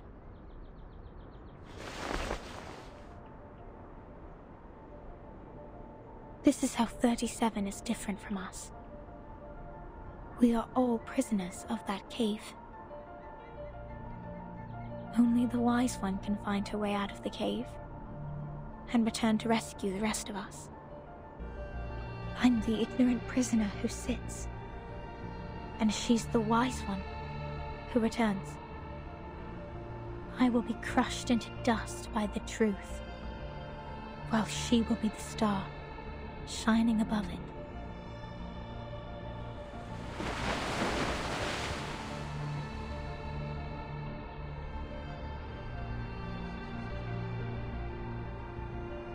The truth is like the stars in the night sky. Beautiful, but cold. It has been there long before my existence, and will stay that way long after I'm gone. It sheds no tears for the weak, nor laments the tragic fate. It's forever bright, and always moving forward. The person who avoids the truth is not qualified to study it.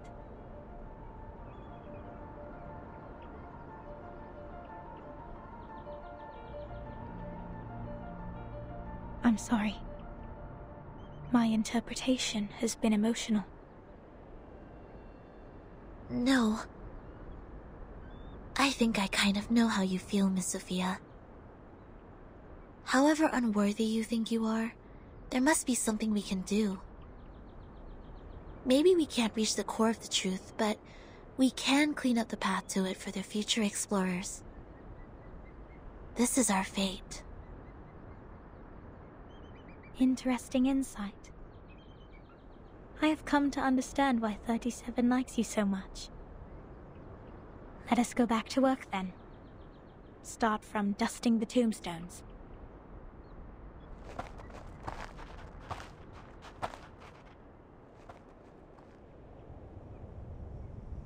Alright, I've had enough of these Sol Numa-related idle topics. I want to have a look at your model. Wow, seriously? How did you get this far?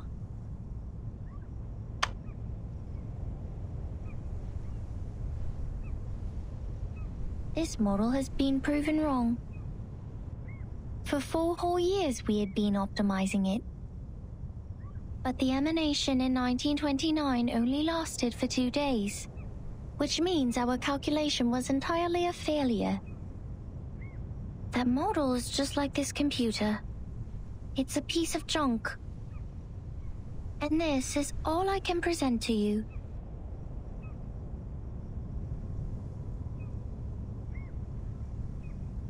No, it's not junk. I think I know why your model didn't work. What? Manus Vindicte has changed history. They accelerated history, forcing historical events to happen earlier than they were supposed to. Thus, the storm in 1929 occurred sooner than it should. No way!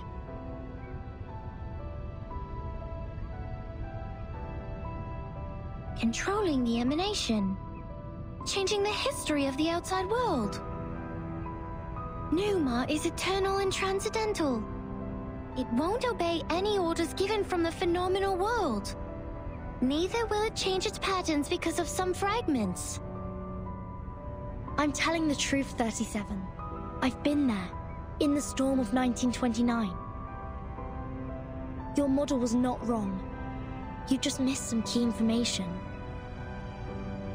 You've never been to the place where the storm falls, and thus know nothing about the symptoms of the storm syndrome and the true purposes of Manus Vindictae. No! That's impossible! Even if there are means to control the emanation, it wouldn't be like this.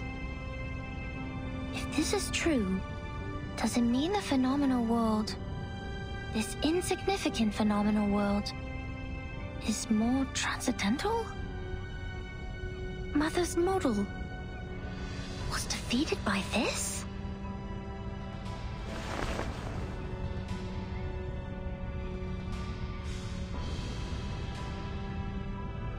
Vertin, could you give us proof? The proof that Manus Vindictae accelerated history and triggered the emanation. I swear I wasn't lying. No, not like this. To prove it in front of Epiron. Go to our sacred place, to the Hall of Truth, in the depths of the cave. There, everyone can see the essence of the world. I beg you, give them your proof, just like how we submit the proof of our soul number.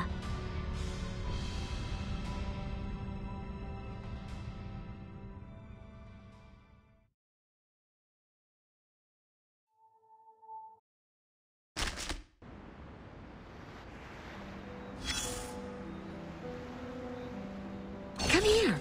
Place your hand on it. Feel the texture. The craft is one of a kind, not some cheapie you can get from the flea market. I mean it. This is a Keelim, and even the most traditional, delicate, and expensive kind.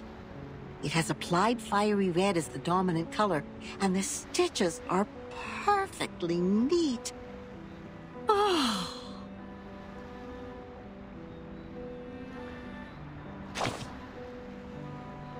From the sea, just like you, darling. It arrived with a meerschaum pipe, a glass jar, a pack of sugar cubes, and a child in panic.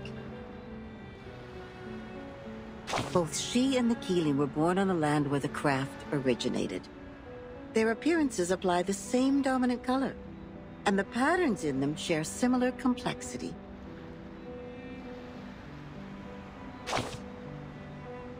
Oh, your curiosity is aroused. But we are not done with the carpets yet. You've always got to get a souvenir or two every time you reach a new place. So you will have something to show when you tell the stories one day, right? Look at these handmade fabrics. How splendid! Those incredible patterns were the only thing on the craftswomen's minds when they made the carpets. It's safe to say they have spent their whole life improving their skills at using the vertical loom. And that's how we get these carpet knots arranged in beautiful lines. But they are just people like us. What if they get distracted? What if the carpet knots go off the right track and get tied to the wrong threads?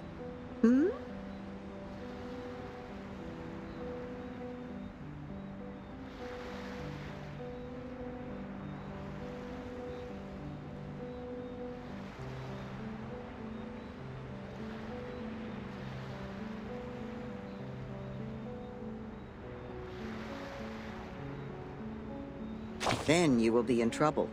Big trouble.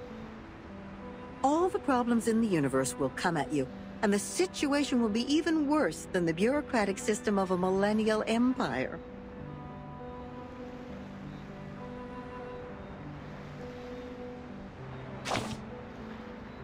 I like the pragmatic quality in you. I'm sure it will make your life even more wonderful. The people will be impressed and line up to tackle the problems for you. Oh, don't be mad. Some make troubles and others deal with the troubles. That happens. You know, every question has a questioner when they are raised. Likewise, every error has a corrector when they are corrected. That's how we get to know them. The correctors, an ancient profession.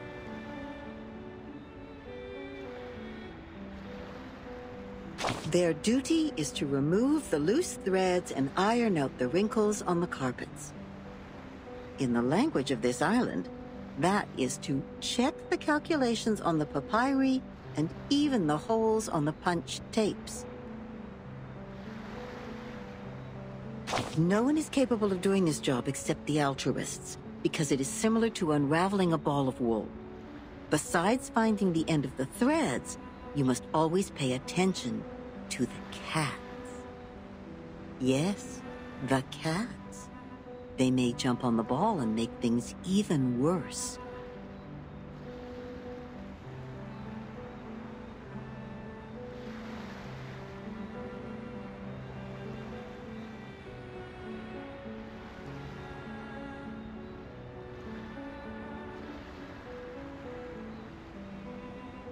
And she, the red-haired little girl with the carpet in her arms, was overwhelmed at the beginning.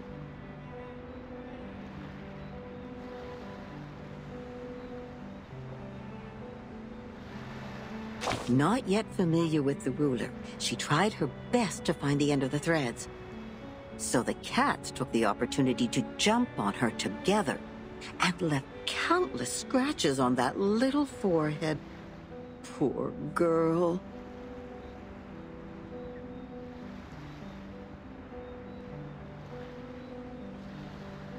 See, that's the problem every corrector has to deal with. Their job is to correct errors. But what if their own existence is also part of the errors?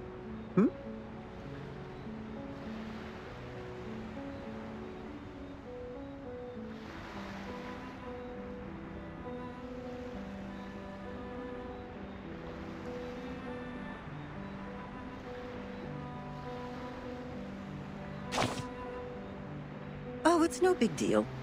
There is more than one loom in this world.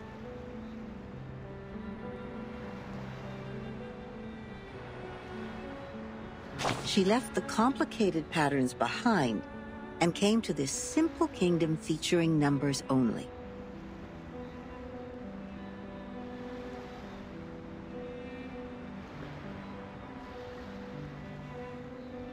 There she made the first contact with a spinning loom named geometry. She had never seen anything like that before, and it was almost impossible for her to comprehend how it worked. She could hardly convert the numbers on the books into an actual diagram in her brain. Without a whole picture of what she was working on, she resorted to her hard work and more hard work. Then a long time passed, leaving one wound after another on her fingers. Later, the wounds even became calluses.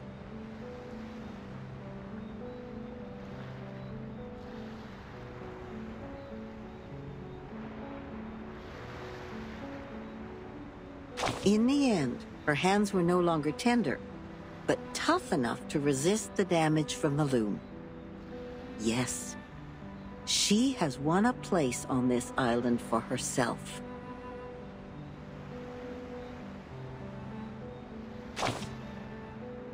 Yes, she's a quick learner. She learned even faster than some of the locals. But that was not enough, because she has been outmatched by her playmate, the leading one in the field of mathematics on the island.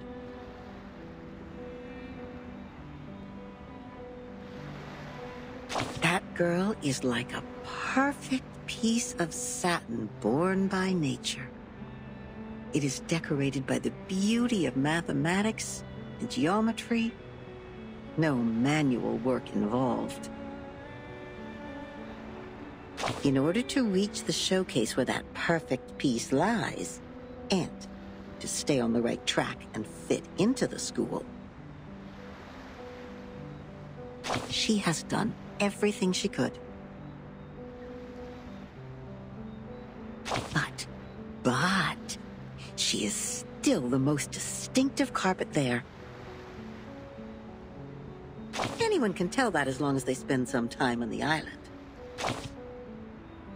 Of course not. She's only a bit different from others. So she will continue to weave on the loom until one day the spindle pierces her callus and the fire burns everything to the ground. Shh. I should stop here. You know that mathematician who was thrown into the sea? He died because he said something he shouldn't have. Cut not wood on a public road. Open not an unwanted bottle. I don't know what to say next. I guess the best line for this circumstance is, see you later.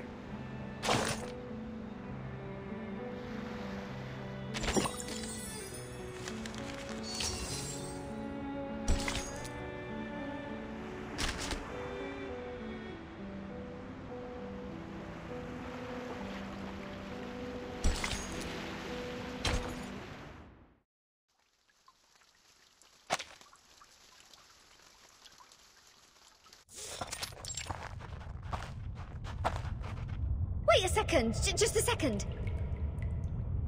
Isn't this still the dungeon? Are you setting us up? All caves are interconnected. This is the way to our sacred place. 37, wait. I remember Sophia once told us that trespassing on the sacred place is a serious crime. No worries. The restrictions were to help us not be distracted by the unimportant details in life. It would not stop us from seeking the truth. Oh, excellent. I will tell it to the Abraxas when it shows up.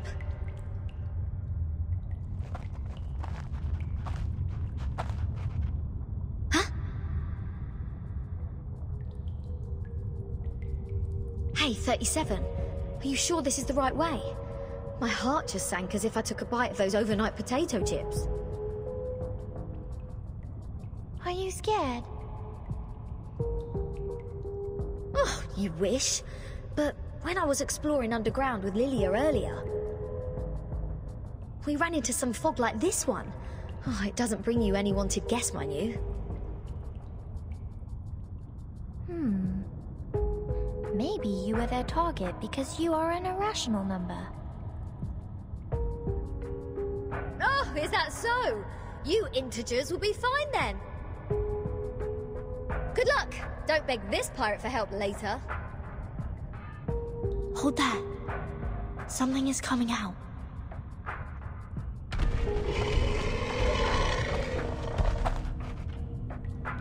Huh? Rooster head with two snakes as its feet. Abraxas. That's weird. Why are they here? They're coming for us. Ha! What did I say? Don't bet. Regulus, prepare for battle. Okay, I know. I was just teasing her.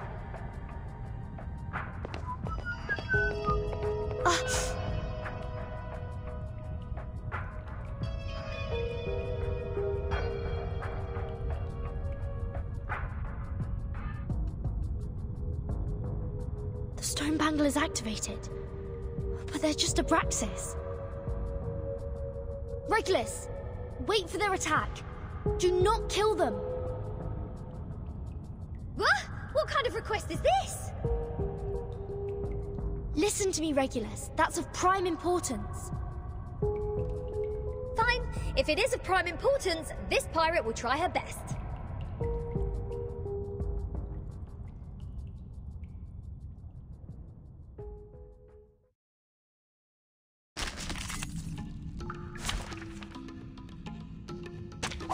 Who ate beans?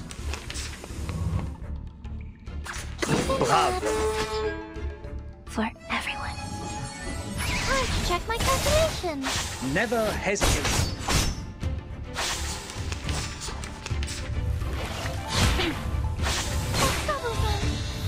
Dang. It's good news in Merci. there. Are you irrational numbers? The sword is drawn. Rational. Bravo. Time to check my calculations. The sword is drawn. Goodbye.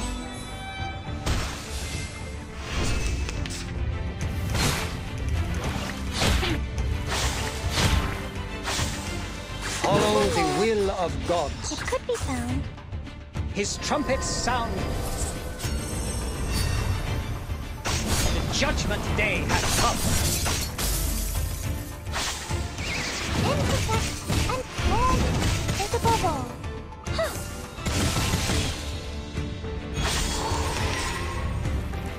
Nice move. The final demonstration. Welcome to the world of numbers.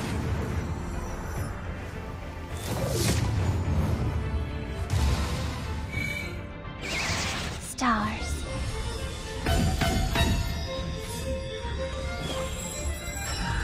For everyone.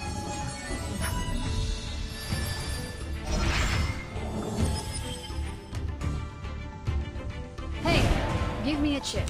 Just one with the lowest denomination. Bravo. Ta-da!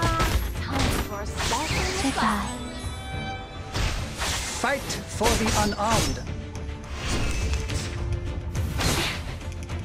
Yeah. Merci. Oh, need me to get you guys an ambulance? 777!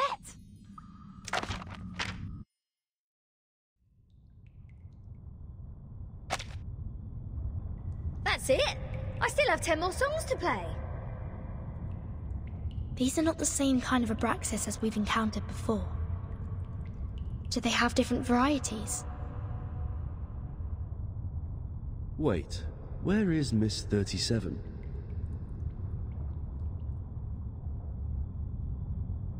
Hey!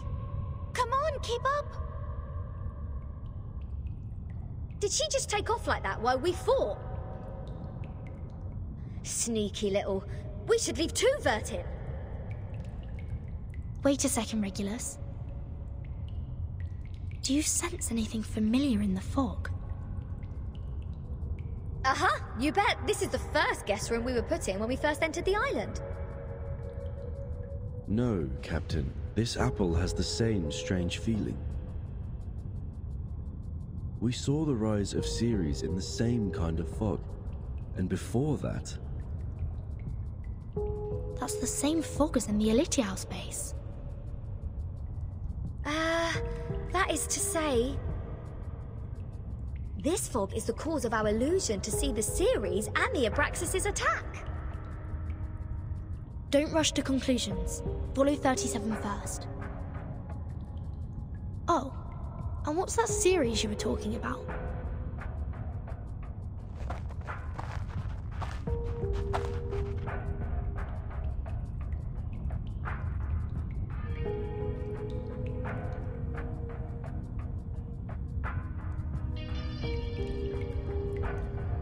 I just picked up a piece of paper. Like this, just bent over and reached to the ground.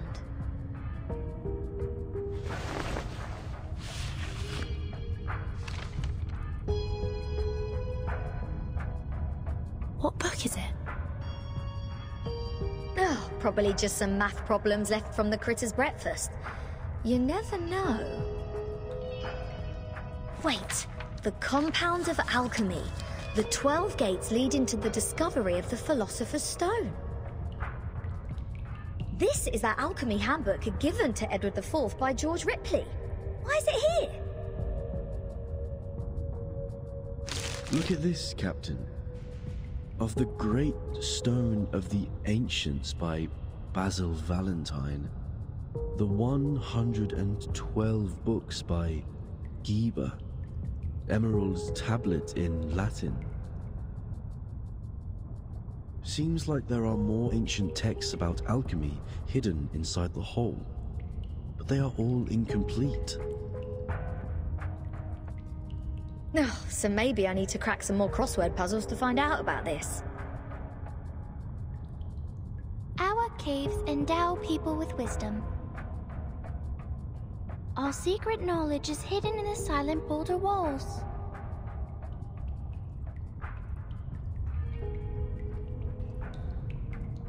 The knowledge in those books is just a drop in the ocean. Follow me, Regulus.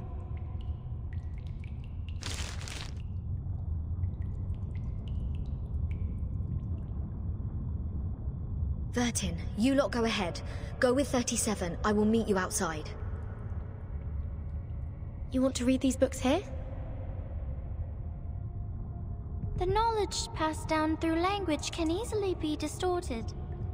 Compared to the wisdom of a Perron, it's nothing.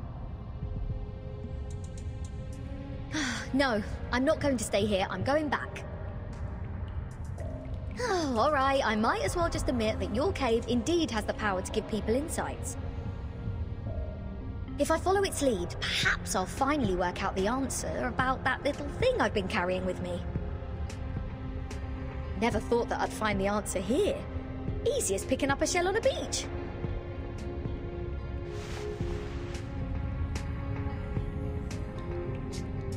What? You don't want to get closer to the truth? Oh, of course I do. And that's precisely why I don't want to get to it so easily. I don't want it to be fed into my brain. Come on, it's the ultimate truth that we're talking about. If someone just tells me the ending of Lord of the Flies before I enjoy the book, I will throw them into the sea as you people do. Oh. I only met 2 people who reject the truth. So this is the mindset of irrational numbers. I see. Thank you for being my subject of observation, Regulus.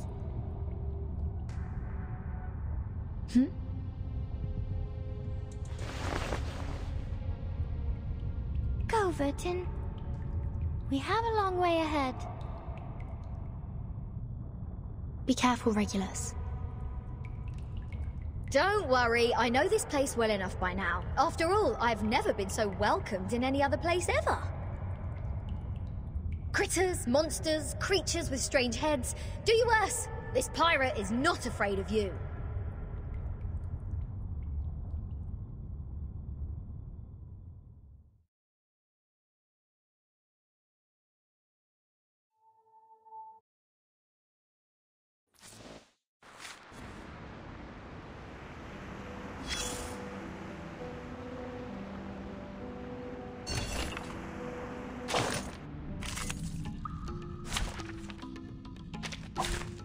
Thy sword.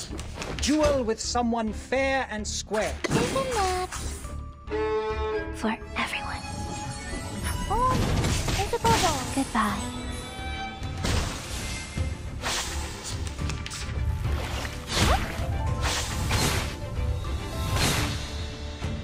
It could be Bravo. For everyone. Time to check my calculation. Fight for the unarmed.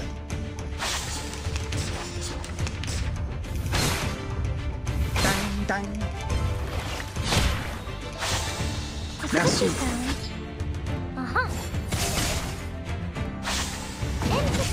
The sword is drawn.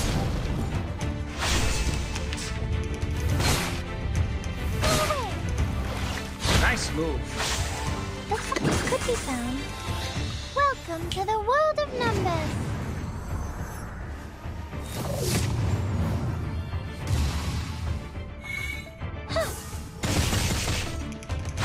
Are you irrational numbers? Intersect and divide. Bravo. Merci. The sword is drawn. Speeding.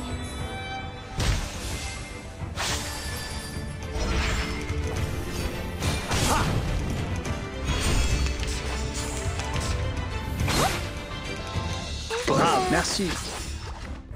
Are you irrational numbers? Fight for the unarmed.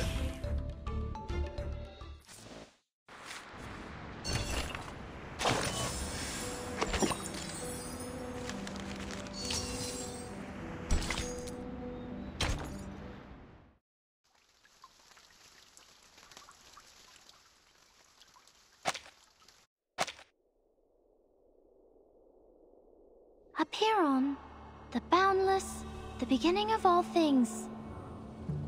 Everything originates from it and returns to it.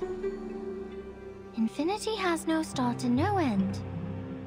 But nothing would come into existence if there's only infinity. Look up there, Vertin. Now they are presenting in their true forms. In their purest and newest forms.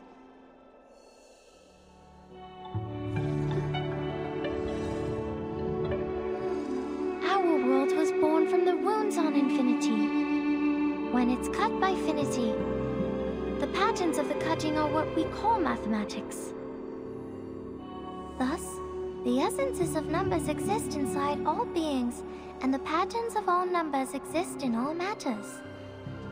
The length of a butterfly's wings and its body are in golden ratio, and the plant leaves grow on their stems in the pattern of the Fibonacci spiral. This is the most primitive rhythm of Arcanum, and it is also the beginning of our extraordinary study. This is the essence. And how do I submit my proof? Close your eyes, Vertin. Only when your eyes are closed will your mind open up. Now, stay fully concentrated and recall the question you want to verify. Only in the absolute contemplation can truth reveal itself to you.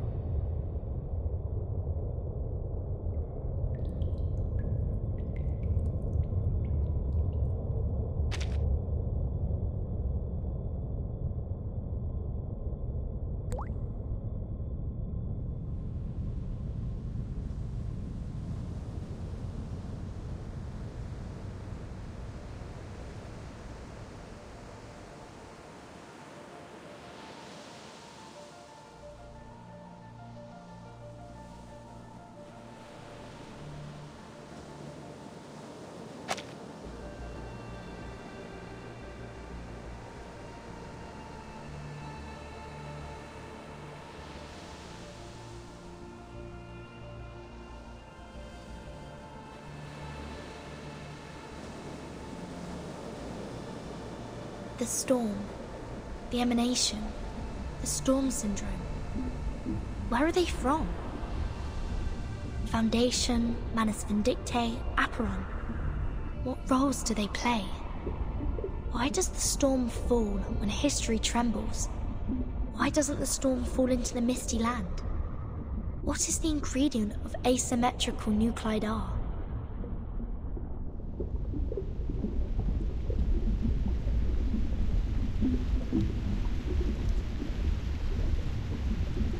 The world is a dark underground labyrinth.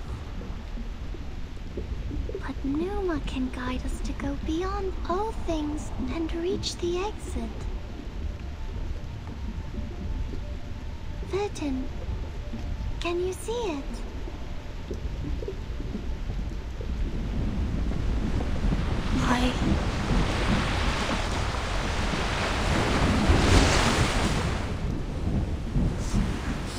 It's burning!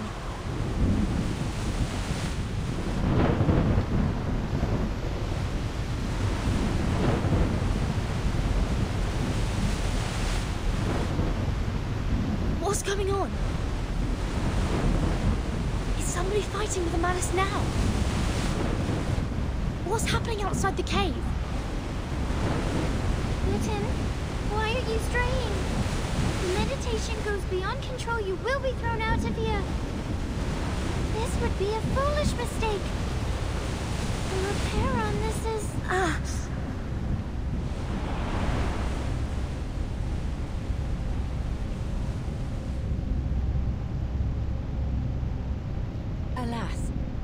man shall bravest the storm and live. Including thee.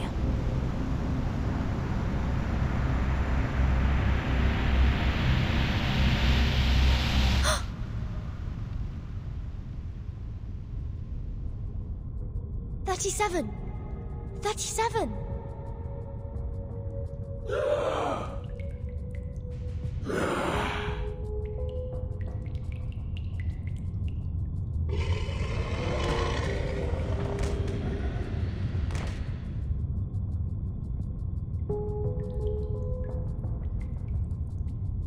What happened? Were all those illusions? If it weren't for the heat of the stone bangle that wakes me up, would I go as crazy as they did? This stone reminds me of the spinning wheel.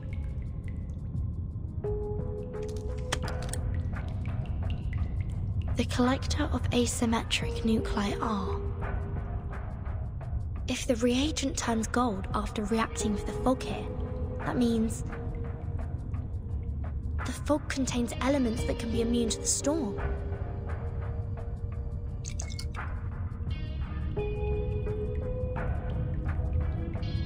The color changed faster than I thought.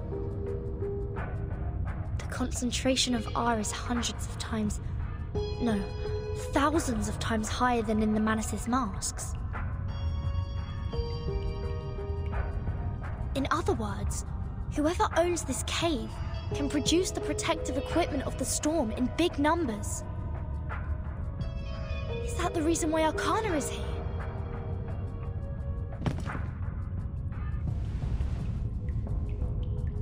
Oh, Mother, our model. Has it failed? Has it failed? I need to take 37 out of here.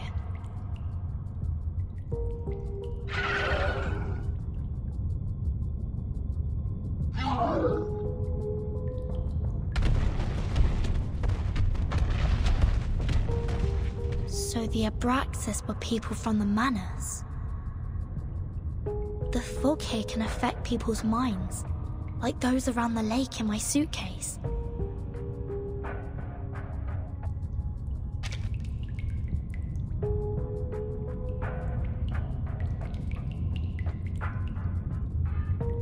Have the Manus found a way to launch attacks without being punished by the bangle? Or don't they care about the price they will be paying anymore?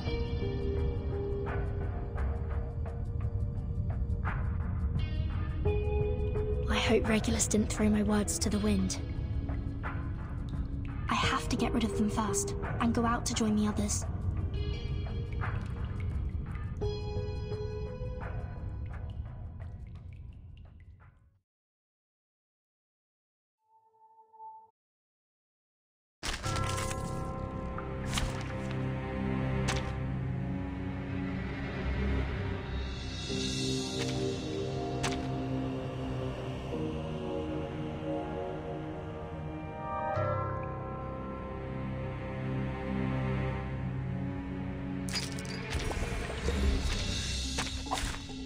Thy sword, duel with someone fair and square.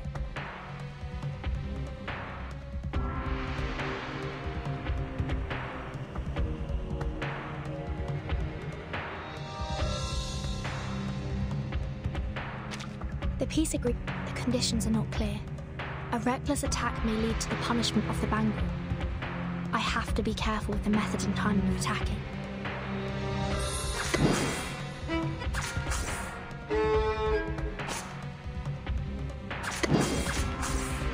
Merci, brave.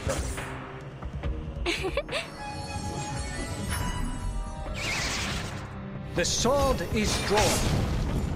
Fight for the unarmed. Take thy sword. Duel with someone fair and square. The peace agreement no longer works. Or is it safe as long as the contracting parties have no intention to fight? The conditions are a reckless... It could be fun, isn't it? Merci.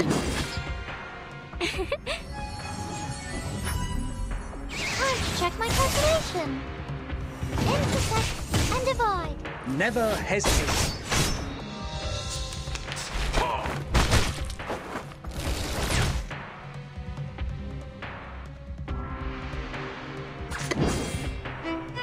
Do this. Yes, I know. Bravo. Goodbye. Hey! Don't be shy, mi amigo. You still don't recognize me? The sword is drawn.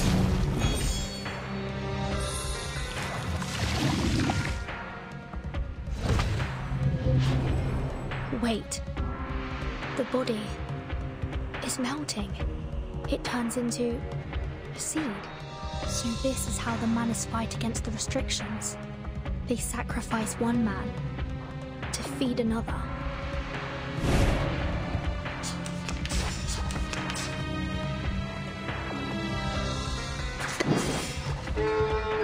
Follow the wind. Merci. Bravo. Eating. His trumpets sound. The judgment day has come.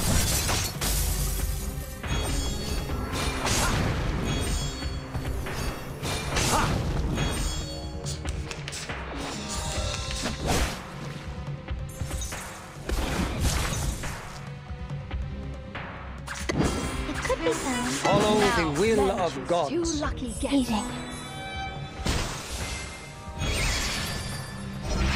Are you arousing our numbers? His trumpets sound.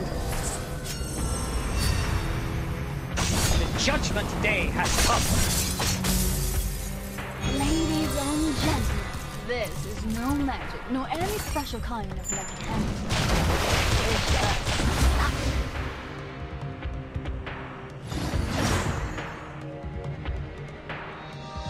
The sacrificed follower has been absorbed by the seed. Is this some kind of ritual? Okay. One can see the fall of everything. 37? Can you hear me? Mommy.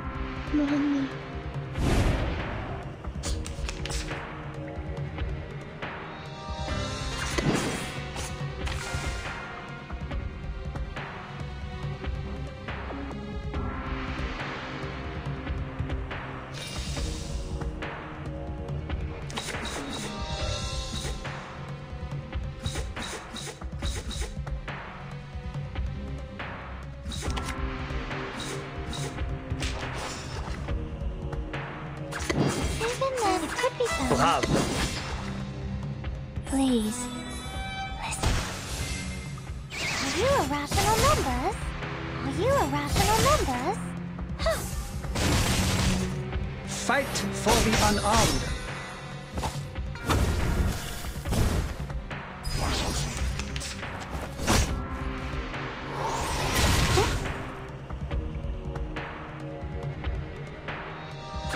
The final demonstration.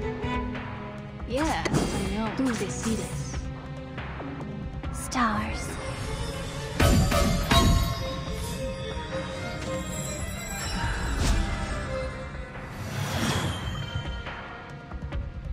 Welcome to the world of numbers.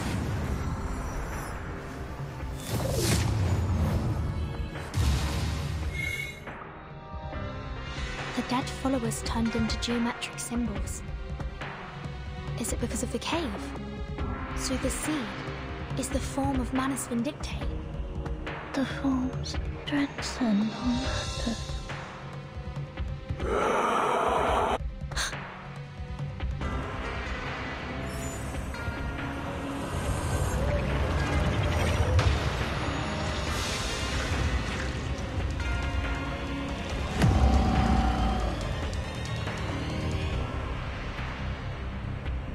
Things are not as simple as I thought. I must make a plan and exercise great care.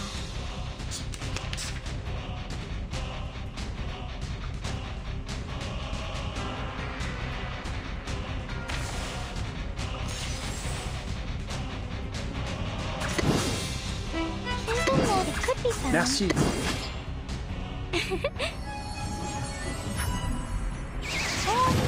is a bubble. Are you a rational number? Fight for the unarmed.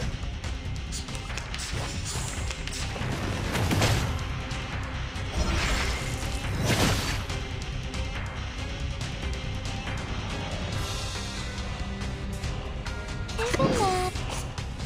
It could be fun. Isn't that? Bravo.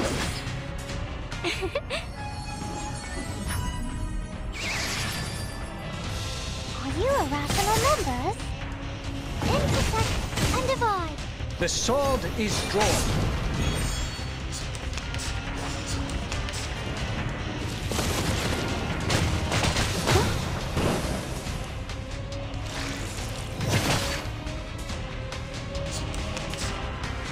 The final demonstration. Follow the will of gods.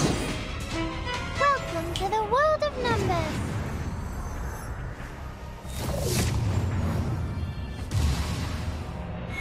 His trumpets sound. The judgment day has come. Please, listen.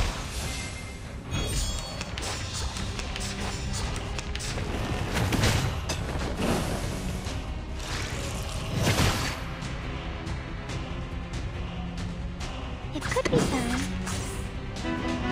Intersect and divide. Stars.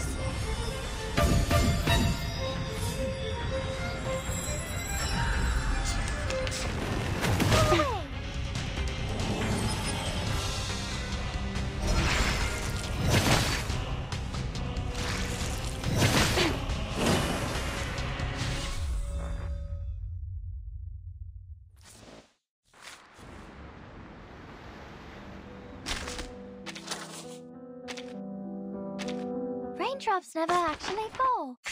They are motion.